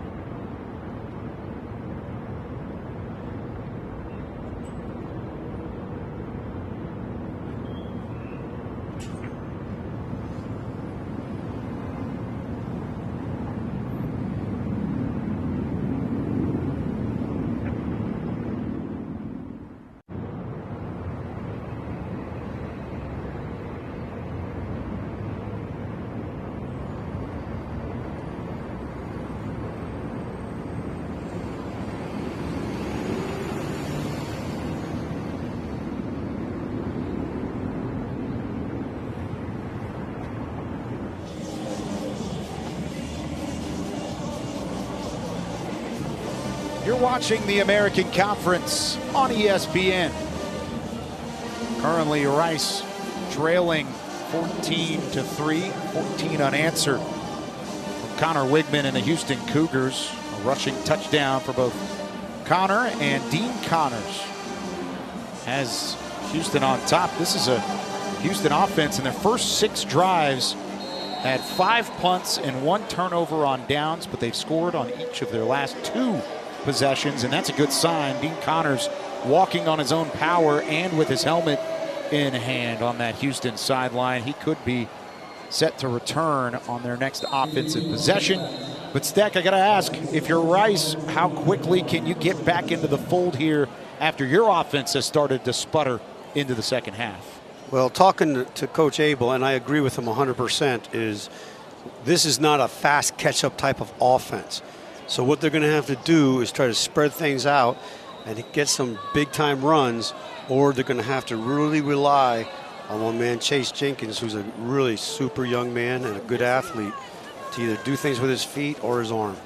Jenkins 5 of 6 passing for 39 yards.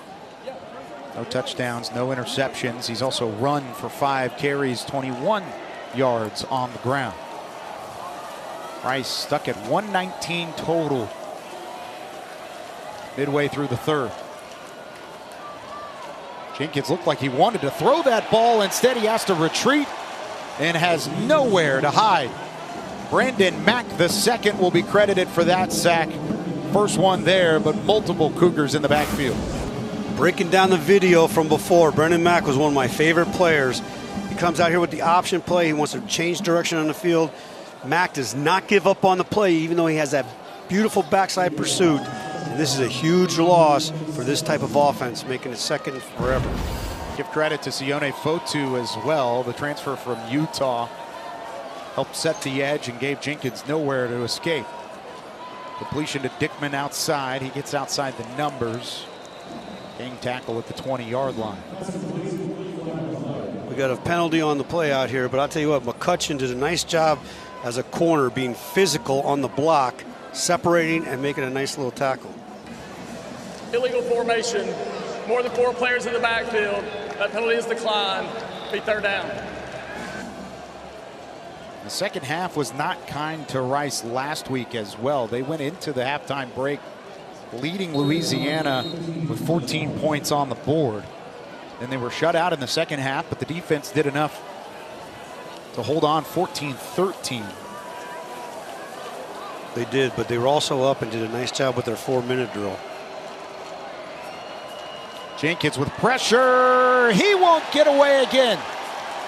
The second sack of the drive, and this one belongs to Eddie Walls III.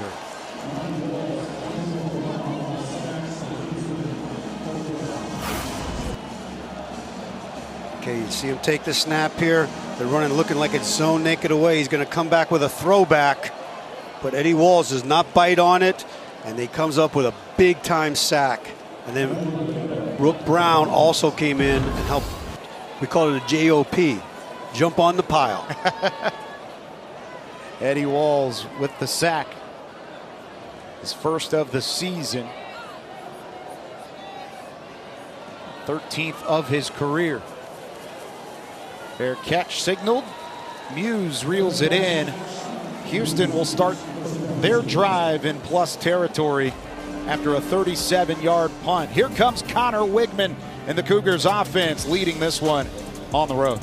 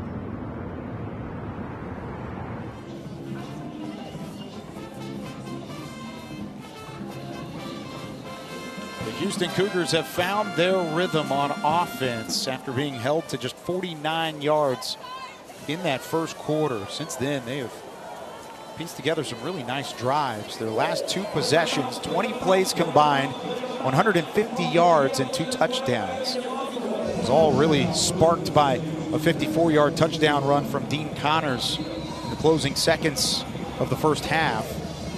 Their previous 6 drives, they had just 26 plays for 87 yards and no points on the board as they take over in Rice territory at the 46-yard line.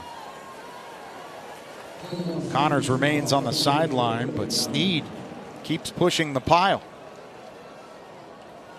Here's where the big guys are going to start taking over, KY, from the standpoint of Rice is playing a whole bunch of plays out there, out in the football field.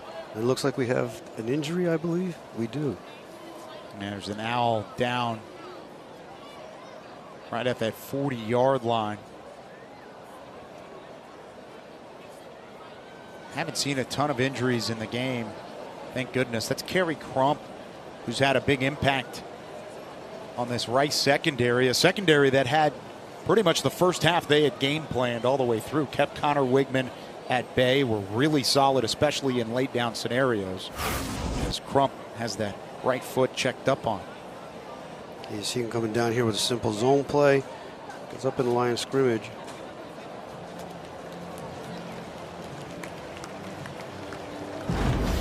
It looks like he just got rolled up under his foot underneath Snead when Snead landed on it and rolled it a little bit. Able to put some pressure on it. LA, California native. Talked earlier about how he started his career at Arizona, then Michigan State, then Houston Christian before finally settling here with Rice as a super senior.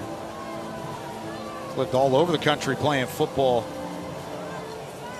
Connor Wigman, quite the opposite. He's been in Texas pretty much his entire football career.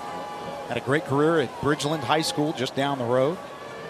Went to Texas A&M, played some significant games for the Aggies in College Station, and now returns to Houston, trying to lead this squad to Big 12 glory. Yeah, he wanted to come back home, and he had a connection with Willie Fritz, which Maria did a great job of researching that.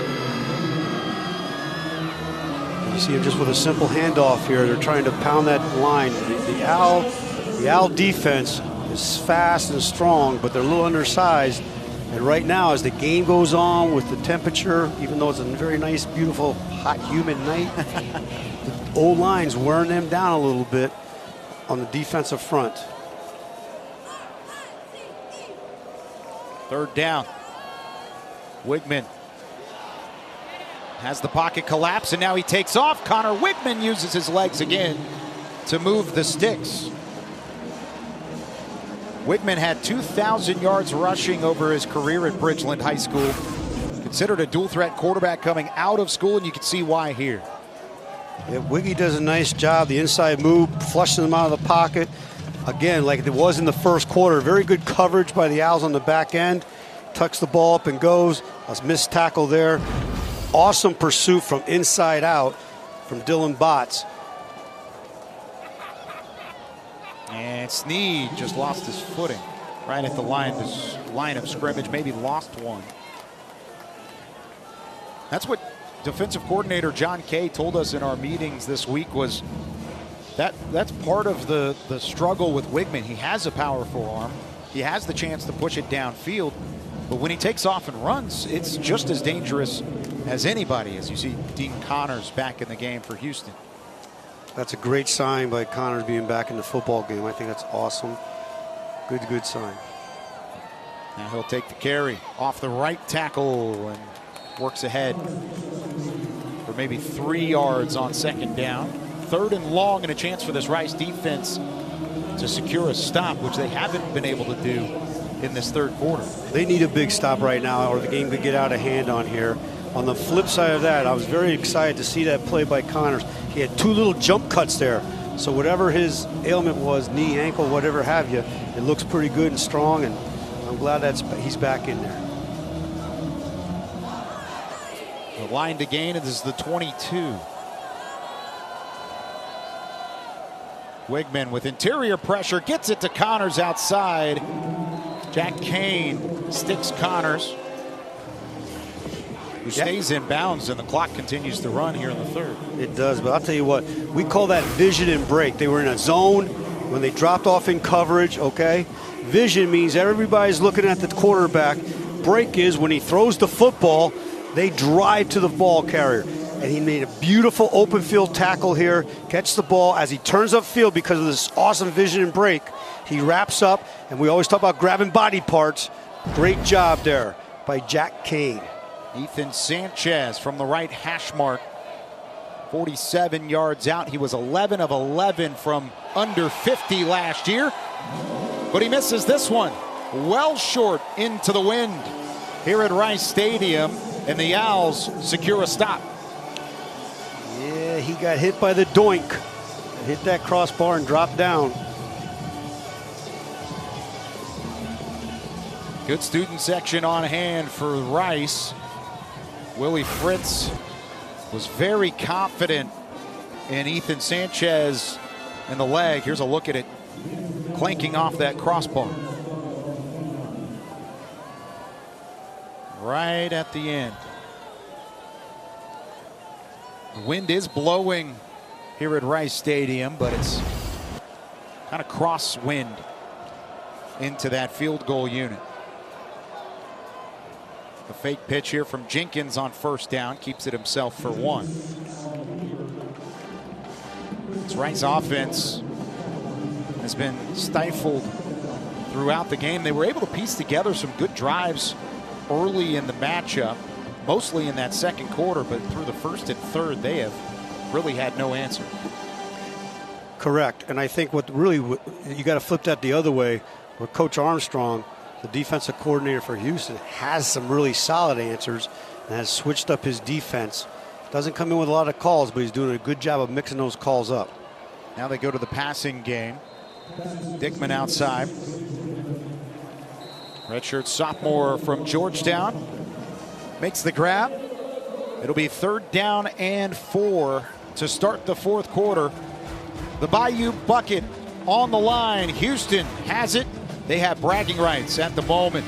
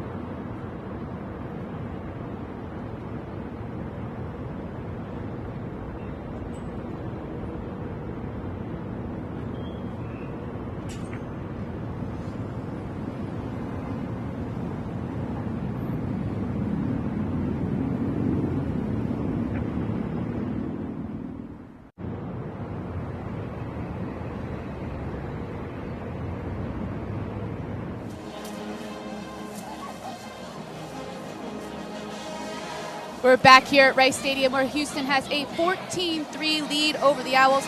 I was able to catch up with Houston's head coach, Willie Fritz, at the end of the third quarter, and I asked him what he liked about his offense. He said, we're converting on third down, which is good, but we're still hurting ourselves. We need to do a better job of getting bodies on bodies. Defensively, he likes the way that his team is tackling, but he believes Rice is going to show some trick plays here in the fourth quarter that he wants his team to be ready for.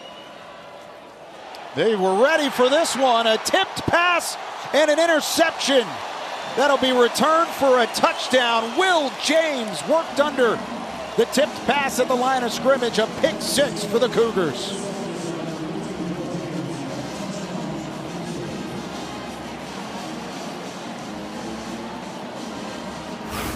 Band's going strong, man. Steps up, little 3-step drop.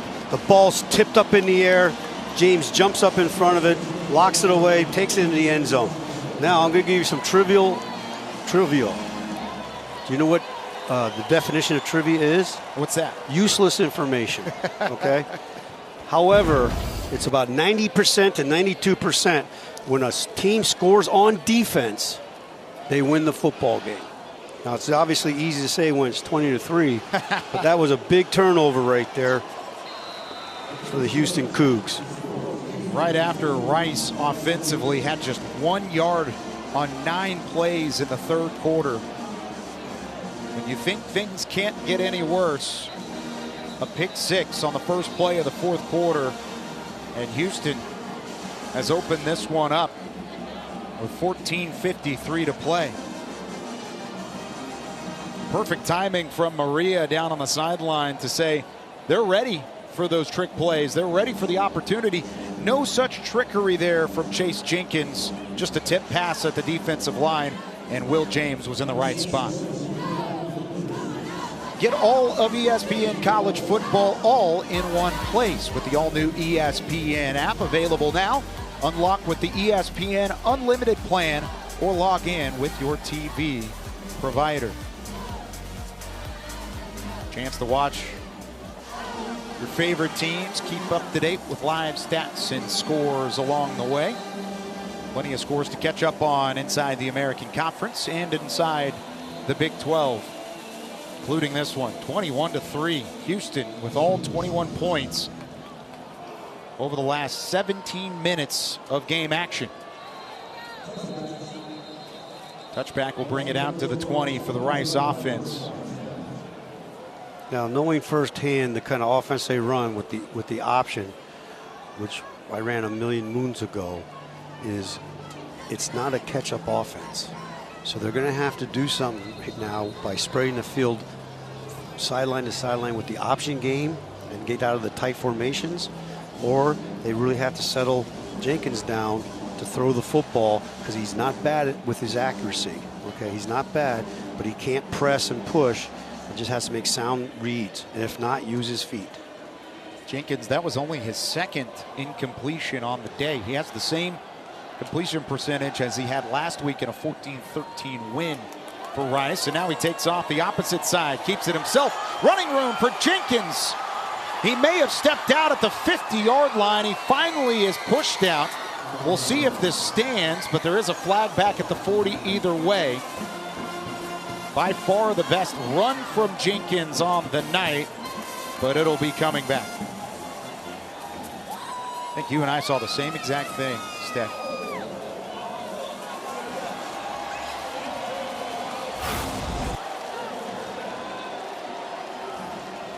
Take a look at it again. Really good job. They were having success with that bounce ZT play. They ran it, but he kept the ball, came down the football field. I believe he did step out at the 50. But out on the perimeter, the receiver, Artis Cole, was called for holding, and that just breaks your back. Penalties. So they just lost 70 yards on this play here. Lost his towel. You see the hold there? I can call that one. That wasn't a hold. That was a grab and spin. Yeah, even McCutcheon looking at the official immediately. The flag was already pulled. That'll only show up in the box score as a 10-yard penalty. But it does reset, like you said, about 70 yards based on the call on the field. It did look like Jenkins did step out at about the 50-yard line. They did not call it. But from the spot of the foul, it's first and a weird 3. That's correct because of where it happened. Taking off again, the ground game from Rice starting to find its rhythm. That's the second back on the depth chart, Dalen Alexander, who's been bottled up in the second half. That was a really good downhill run here. You're going to see in the beautiful replay here. Zone blocking up front. He cuts it back off the tail end of the rear end of the tight end who's washing the thing down, and the safety slash nickel does not make the play. Has a nice gain here. They're making yardage fast. Desperation time for the Rice offense. Here's Alexander with blockers. He elevates over the top but gets upended. It's a first down run before he met the second level. That's Zelmar Vetter with the hit, but Alexander goes skyborne. Here comes that tackle center pull where they block down, he come around the edge, and it froze the linebacker for a second because a play ago he flew with that read, and the quarterback kept the ball out the back door. Now the end around to one of the wideouts, the slot receiver Tyson Thompson on the carry, and these chunk yardage plays on the ground continue. Double-digit gain again of 10 yards, enough to move the chains. That's the 4th straight run that has gone for close to first down yardage or more. They're making up ground quick. The thing that frustrates you as a defensive coach, especially a defensive coordinator, KY, is they take this sigh of relief like, we're up 21-3. And now they come out and they were playing really good defense, and they're giving up too many chunk plays. Like right there is another gain of 4 that this is allowing a running football team to catch up. A team that's not traditionally built to come from behind, yet they've had more rhythm on this drive than they have really at any point in the ball game. Trying to find the end zone for the first time since quarter number 2 last week against Louisiana. Jenkins on the keeper. Only about 2. Look at Carlos Allen Jr., number 5 in the white, controlling the line of scrimmage. He was working everyone off to the left side there and kept the pile pushing backwards as Jenkins went into it. This is a big defensive front from Houston, and they have kept their ground against the ground game of the Rice Owls so far. Yeah, that defensive front led by Leo Fayo got to do a really good job here. They got to buckle up and make a nice stop here. 3rd and 3, play action. Thompson out wide, pushing for the line to gain, and the last second effort should move the sticks. That twist at the end from Thompson out of the slot has first down yardage for Rice. Under 11 and a half to play.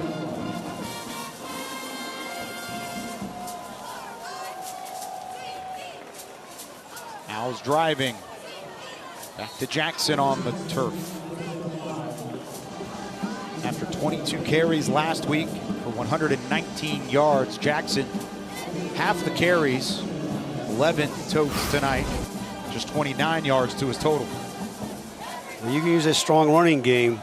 They'd have to do a little bit quicker, I think, getting onto the ball here, even though they are going no huddle. They got to pick up their tempo. Jackson waiting for blocks to develop. He gets caught from behind, but it's enough again to move the chains. That's a good, patient run from the redshirt junior out of North Crowley High School in Fort Worth. Scott Abel, the thing he's doing a nice job of is he keeps calling the bounce play with the center and the tackle, because right now the defense can't get off the field to scheme a defensive call and show them how they're not attacking it correctly. 10th play of the drive. And a run game continues.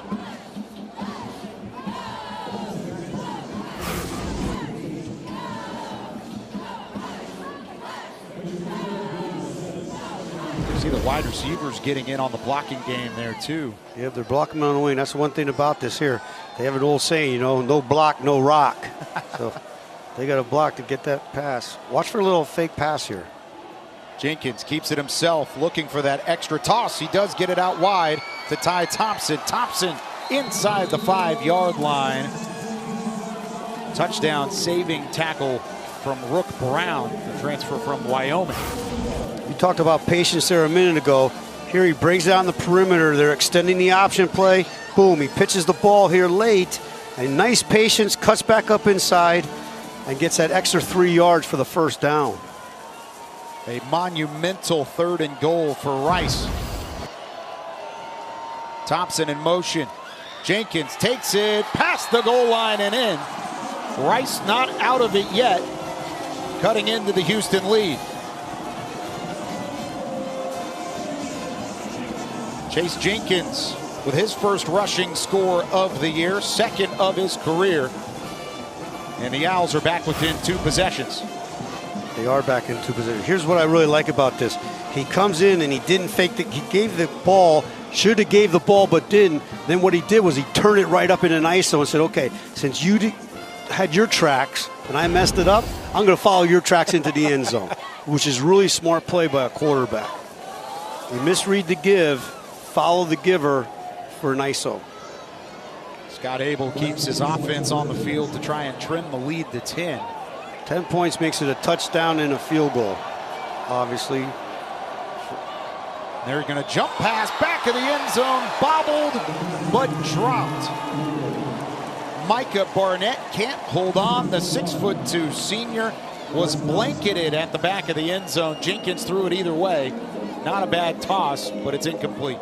Now, we haven't talked about Jalen Gardner much this game. I really like this linebacker here. He doesn't go for the fake.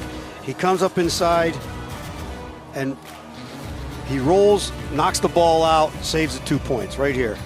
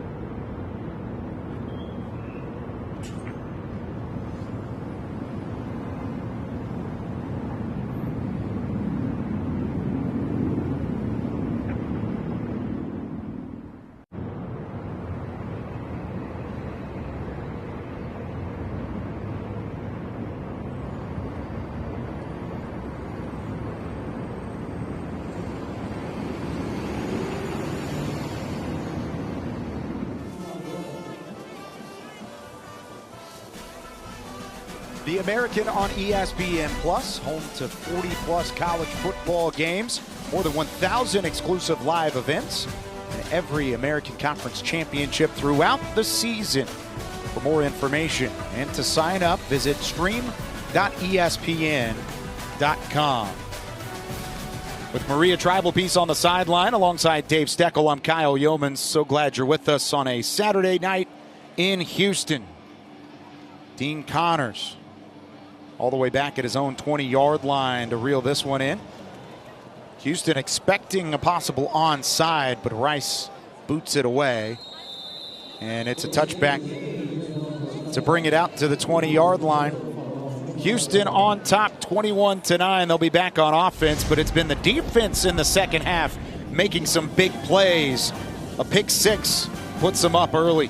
Will James has it 21-9.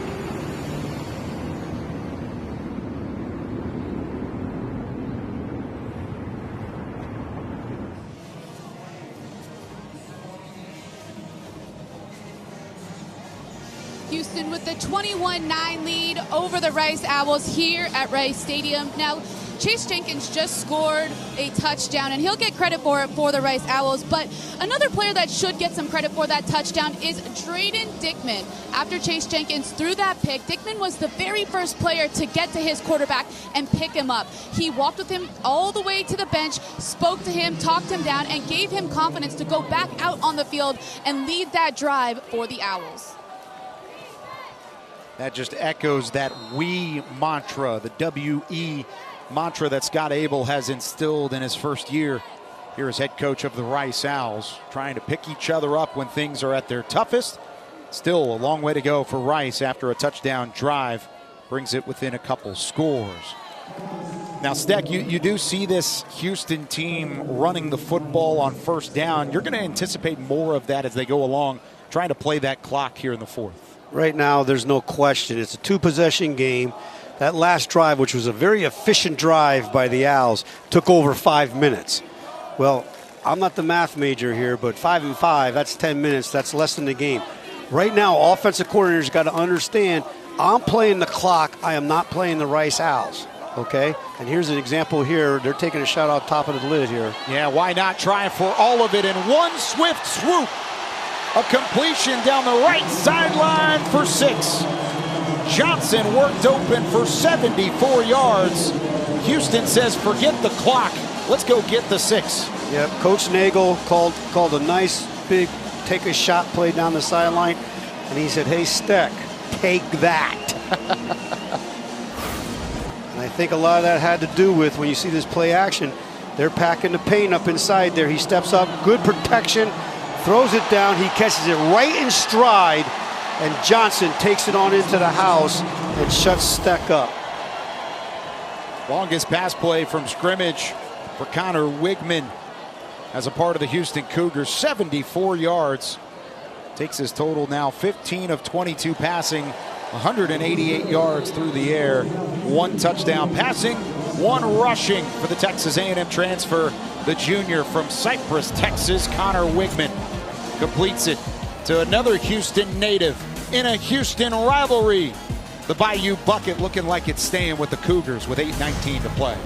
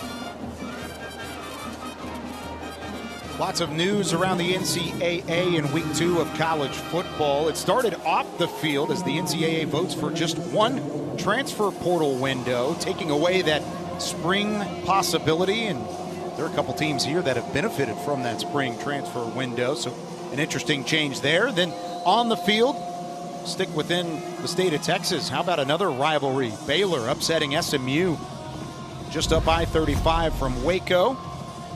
Double overtime win for the Bears. What about South Florida with an in-state win? The American Conference taking down the SEC in that matchup. As Rice brings it nearly out of their own end zone. A return there from Quentin Jackson. As we take a look at the Bayou Bucket.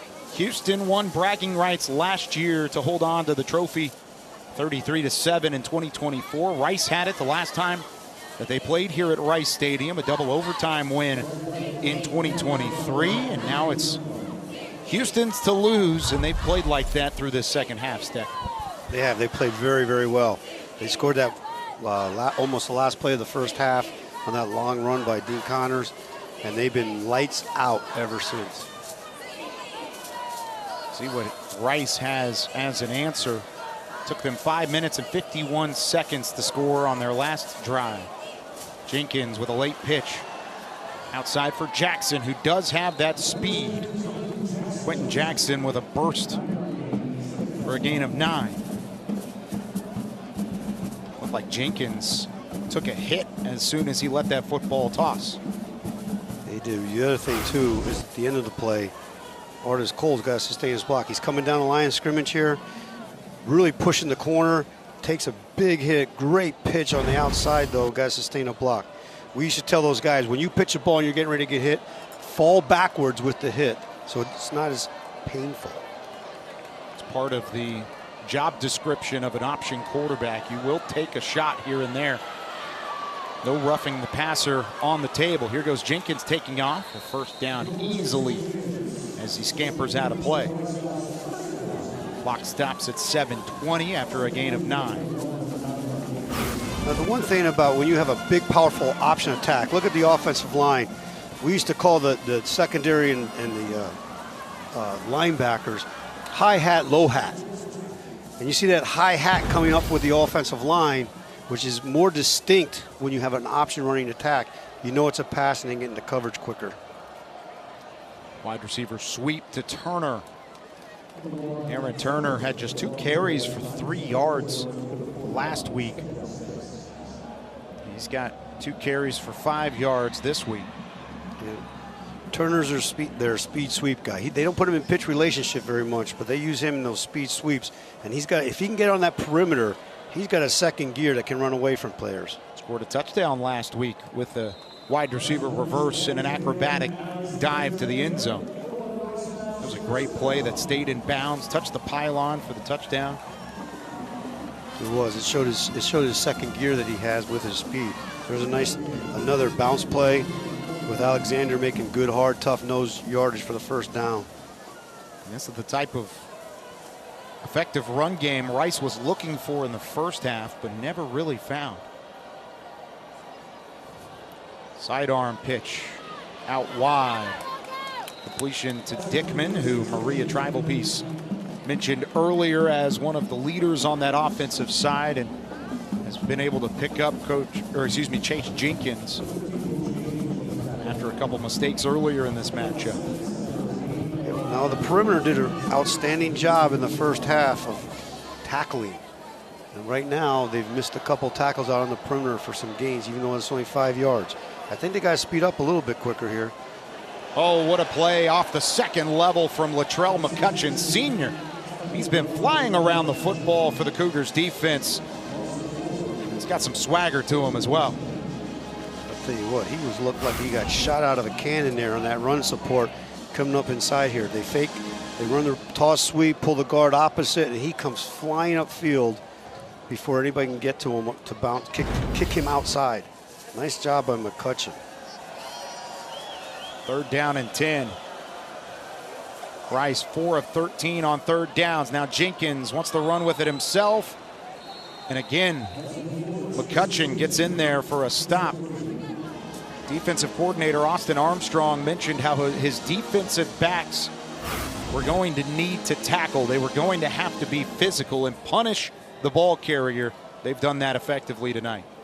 They do. And the other thing they have to do there, you see Kazimiervis on the side. If he can get that block and sustain that block, they have yardage again. Because that was the play on the long run where they had the holding call, where they ran the fake bounce and the quarterback kept it on the back end. Now that is not what you want to see if you're a part of the Houston Cougars program. McCutcheon, who's just made back-to-back plays in the run game, holding that right wrist. Here's a look at the last tackle.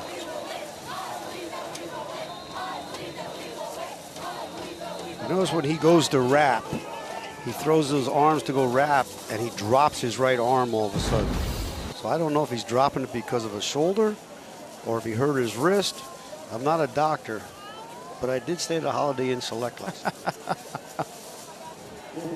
McCutcheon has a team-high 11 tackles, including 6 solo stops and a tackle for loss.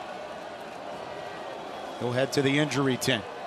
4th down, Rice with their last opportunity on offense, and they won't even have a chance to get the pass away. Flying off the second level is Corey Platt Jr., the Tulane transfer, reunited with Willie Fritz and making a great play. That was a super job of second contain on the rollout pass. The linebacker comes out of his zone protection, and what's called second contain the quarterback, and he makes a beautiful play. You see it here, he comes outside, here he comes on the second contain, wraps it up, and in that situation with a young quarterback, you can't take a sack, you gotta get rid of the ball, you gotta see if you can make something happen, especially on fourth down. You see Coach all fired up over there. Thank goodness he had a helmet on, smacking him upside the head in jubilation. Platt, who missed all of the 2024 season due to an injury, returns. Part of a linebacker group with 6 newcomers, including former teammate Jesus Machado, who also transferred from Tulane. Tulane, American Conference foe of Rice. The American on ESPN Plus, home to 40-plus college football games, more than 1,000 exclusive live events, and every American Conference championship throughout the season as well. For more information and to sign up, visit stream.espn.com. Corey Platt, Jesus Machado, both Tulane transfers that followed Willie Fritz from Tulane to Houston.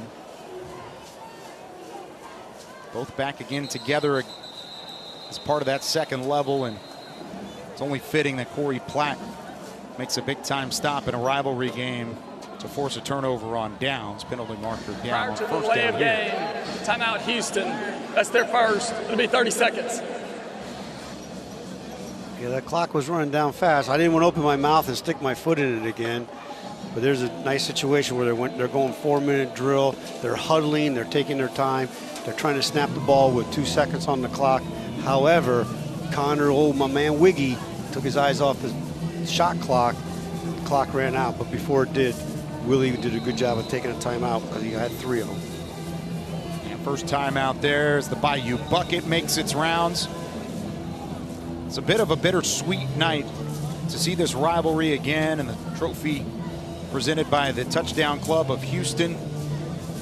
But the bitter side of it is these two teams have canceled their next scheduled matchups, and there is not a Bayou Bucket conversation for the future, at least until 2031. That is the next time that you can add a game to the schedule, as neither team has an opening in non-conference play until that year.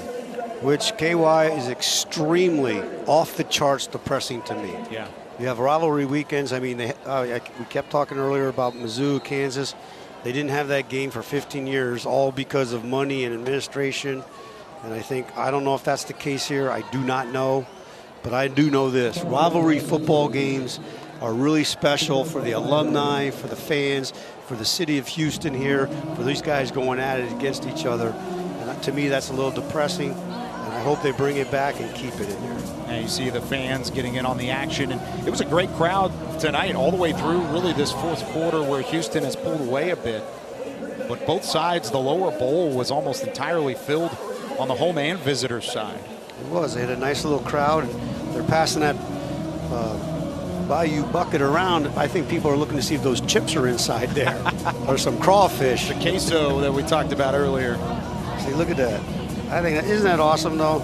There's the youth of America getting involved in college football, and I think it's a beautiful, beautiful thing. Beautiful sport. Of course, both of these teams have some pretty big matchups on the horizon as well. Rice and Houston not meeting till 2031. Houston has a short week. They go up against the option attack of Rice this week, and then turn around for a Friday matchup against Colorado. Deion Sanders and company come to town. It's going to be a quick turnaround on a Friday game. The worst are when you go from Saturday to Thursday. But they get an extra day in there. But they'll win this game, it looked like, and they'll get back to the drawing board very quickly tomorrow for a turnaround. Their first game of Big 12 play on the 2025 calendar. Dean Connors with the handoff. Connors breaks free again. Dean Connors against his former squad with his second touchdown of the night. 42 yards for number 44 in white. They came back to the same play there that they ran to end the first half, going in the same direction. where they have it 12 personnel, which means 2 tight ends that are in the game. That one tight end looks like a fullback here. So what they do is they run a power, they pull the opposite guard, they kick out with the full tight end, they lead up through with the guard, and it keeps a big seam for Connors to run down the sideline and shush the crowd. This score not quite indicative of how close it really was for the majority of the game, but it has been a dominant second half for Houston, and Connors was the one that set the tone. His touchdown scamper at the end of the first half was what turned the tide. He has 132 yards rushing on 13 There's carries. the kick out. There's the guard coming up inside, logging the linebacker who doesn't cover over top. The safety doesn't come down and misses a tackle. And he's off to the races. I think whatever his limp was when he got tackled is all better. That is a great sign for Houston Cougars fans anywhere. If they hope to turn their season from 4 wins into a second-year turnaround with Willie Fritz, just as he's done at other places along the way, they'll need that man to be fully healthy, help establish that ground game. 10 yards a carry, that's pretty impressive. No Jamarian Burnett today. No Rayshawn Sanford for the entire season. And Houston still has the rushing attack to boast in this one. 190 total yards on the ground. They've outgained the option attack from the Rice Owls. Let's check in with Maria on the sideline. I was able to talk to Dean Connors coming into this matchup, and I asked him, what is it going to be like playing your former team? And he said, look, Rice has made me the man I am today. I have nothing but love for those guys. He said it probably wouldn't be too weird, but for 60 minutes he had to pretend that he didn't like the Rice Owls and help the Houston Cougars win the game. Thank you, Maria. That didn't look like it was too friendly after the run, shushing the crowd and working his way back to the sideline. There's the front page paper. They'll need a new picture on it for this year. Cougs fried rice. Well, in the words of my daughter, man, you can't ever get beat by a food group. There's a owl down on the sideline, or excuse me, down on the 25-yard line. New quarterback in for the Owls, Drew DeVilliers, who's the leading returning passer for Rice. He had just 137 yards through the air last year, but that was enough to lead all returners. Remember, Chase Jenkins, the current starting quarterback for Rice, was a quarterback turned wide receiver, then back to quarterback. There's DeVilliers. He's your definite pocket type of passer. And in the year of the transfer portal, being a freshman, he might be on the go somewhere next year from the standpoint of an offensive fit. Pretty effective through the air, 20 of 38 passing for those 137 yards. Spot duty a year ago. It's Patrick Vallant who was the player down on the offensive line for Rice. Played in just 2 games last year, works off to the sideline. DeVilliers played his high school football at Plano East High School up in the Dallas-Fort Worth Metroplex, just north of Dallas. And off on the sweep goes to Samaj Pierre. His first touch of the night, and if you're Rice, this is just an opportunity to get some extra touches for guys that don't necessarily get a ton of playing time, because they've got some schedule coming up too, including a matchup at home against Prairie View next week, and then the start of their conference slate in the American with back-to-back road games against Charlotte and Navy on the horizon. It's a good time to get guys reps, some experience. Really good to get the backup quarterback in. Throws it out there to the flat there. Casamervis. Brings up 4th down, about 2 yards shy. Tackle made by Parks. Parks, second level. He's the backup to McCutcheon, who came into the game. It's good for him to get some quality reps at game speed. Transfer from Wyoming. Offense stays on the field for 4th and 2. Rice can take this all the way down to the 2-minute timeout should they choose. It looks like they're choosing. That will be the case. 2-minute timeout in Rice Stadium. Houston on top of the Owls, 35-9. The Bayou Bucket, 2 minutes from belonging to Houston for the next few years to come. They'll close it out when we come back.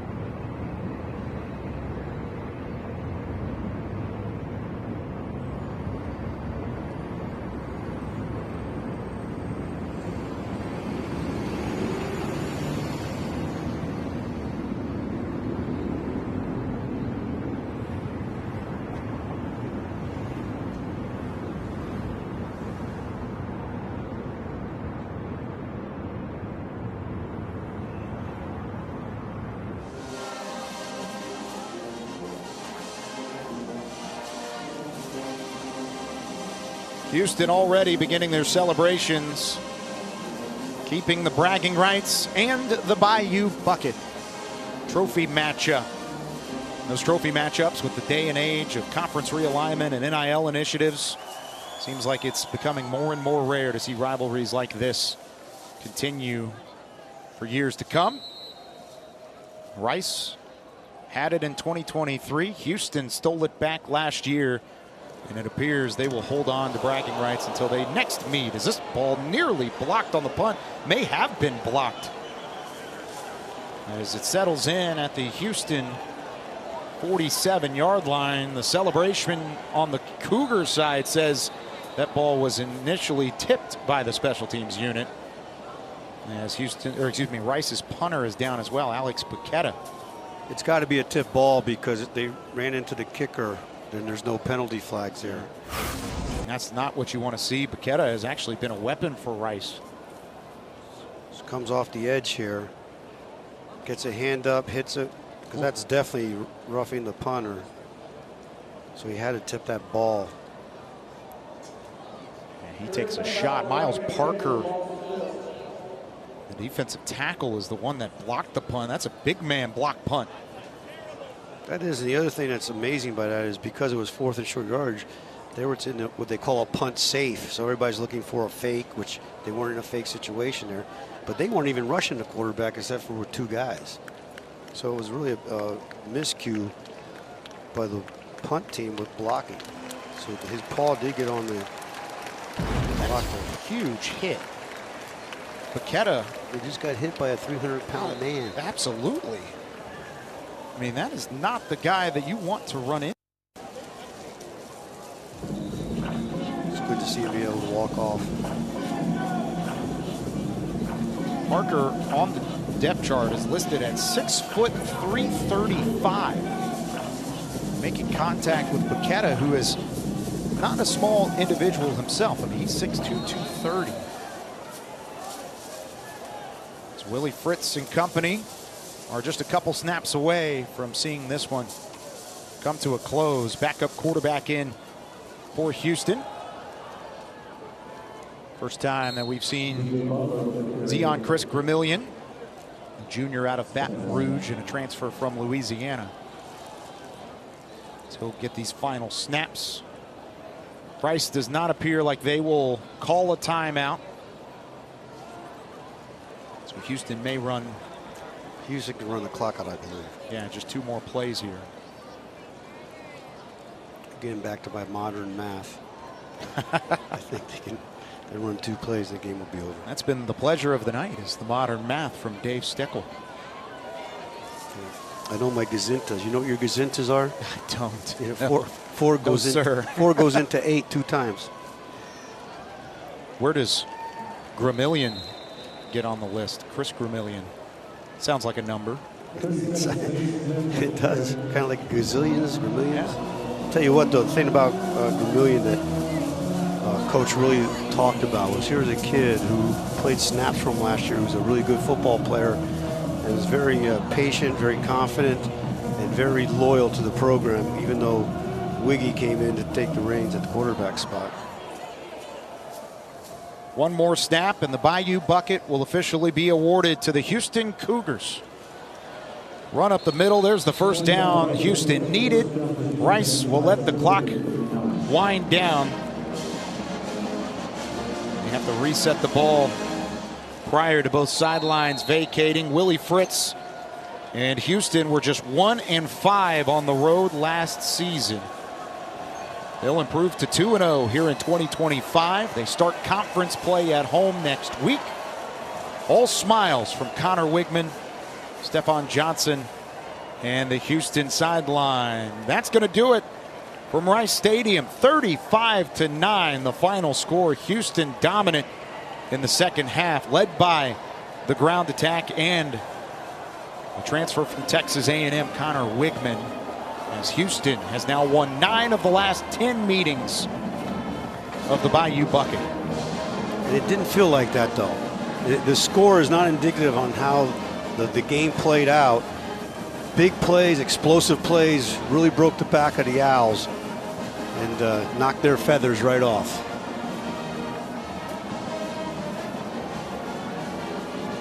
Willie Fritz and company celebrating with the Bayou bucket. We'll have a short presentation.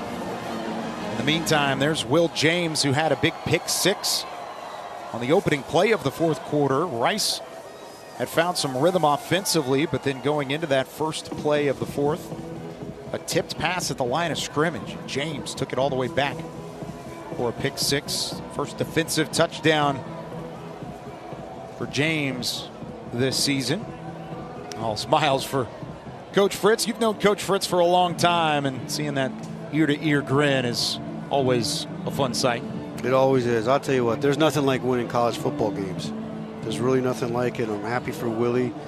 I'm happy and blessed for this job with ESPN to come around the country and see old friends coaching ball and getting to pick their brain and watch their success. There's Dean Connors. Connors, the former Owls running back, against this former team, taking some time to catch up with his program. And the touchdown club of Houston making the presentation to the Houston Cougars football program. And head coach Willie Fritz celebrating with his team as well. 7 points in the third quarter on that touchdown run from Connor Wigman, and then 21 points in the fourth quarter.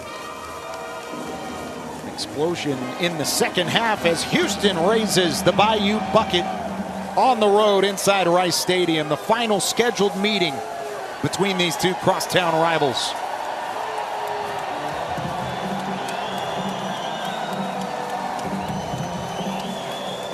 Stephon Johnson takes it straight to the Fighting Cougar band.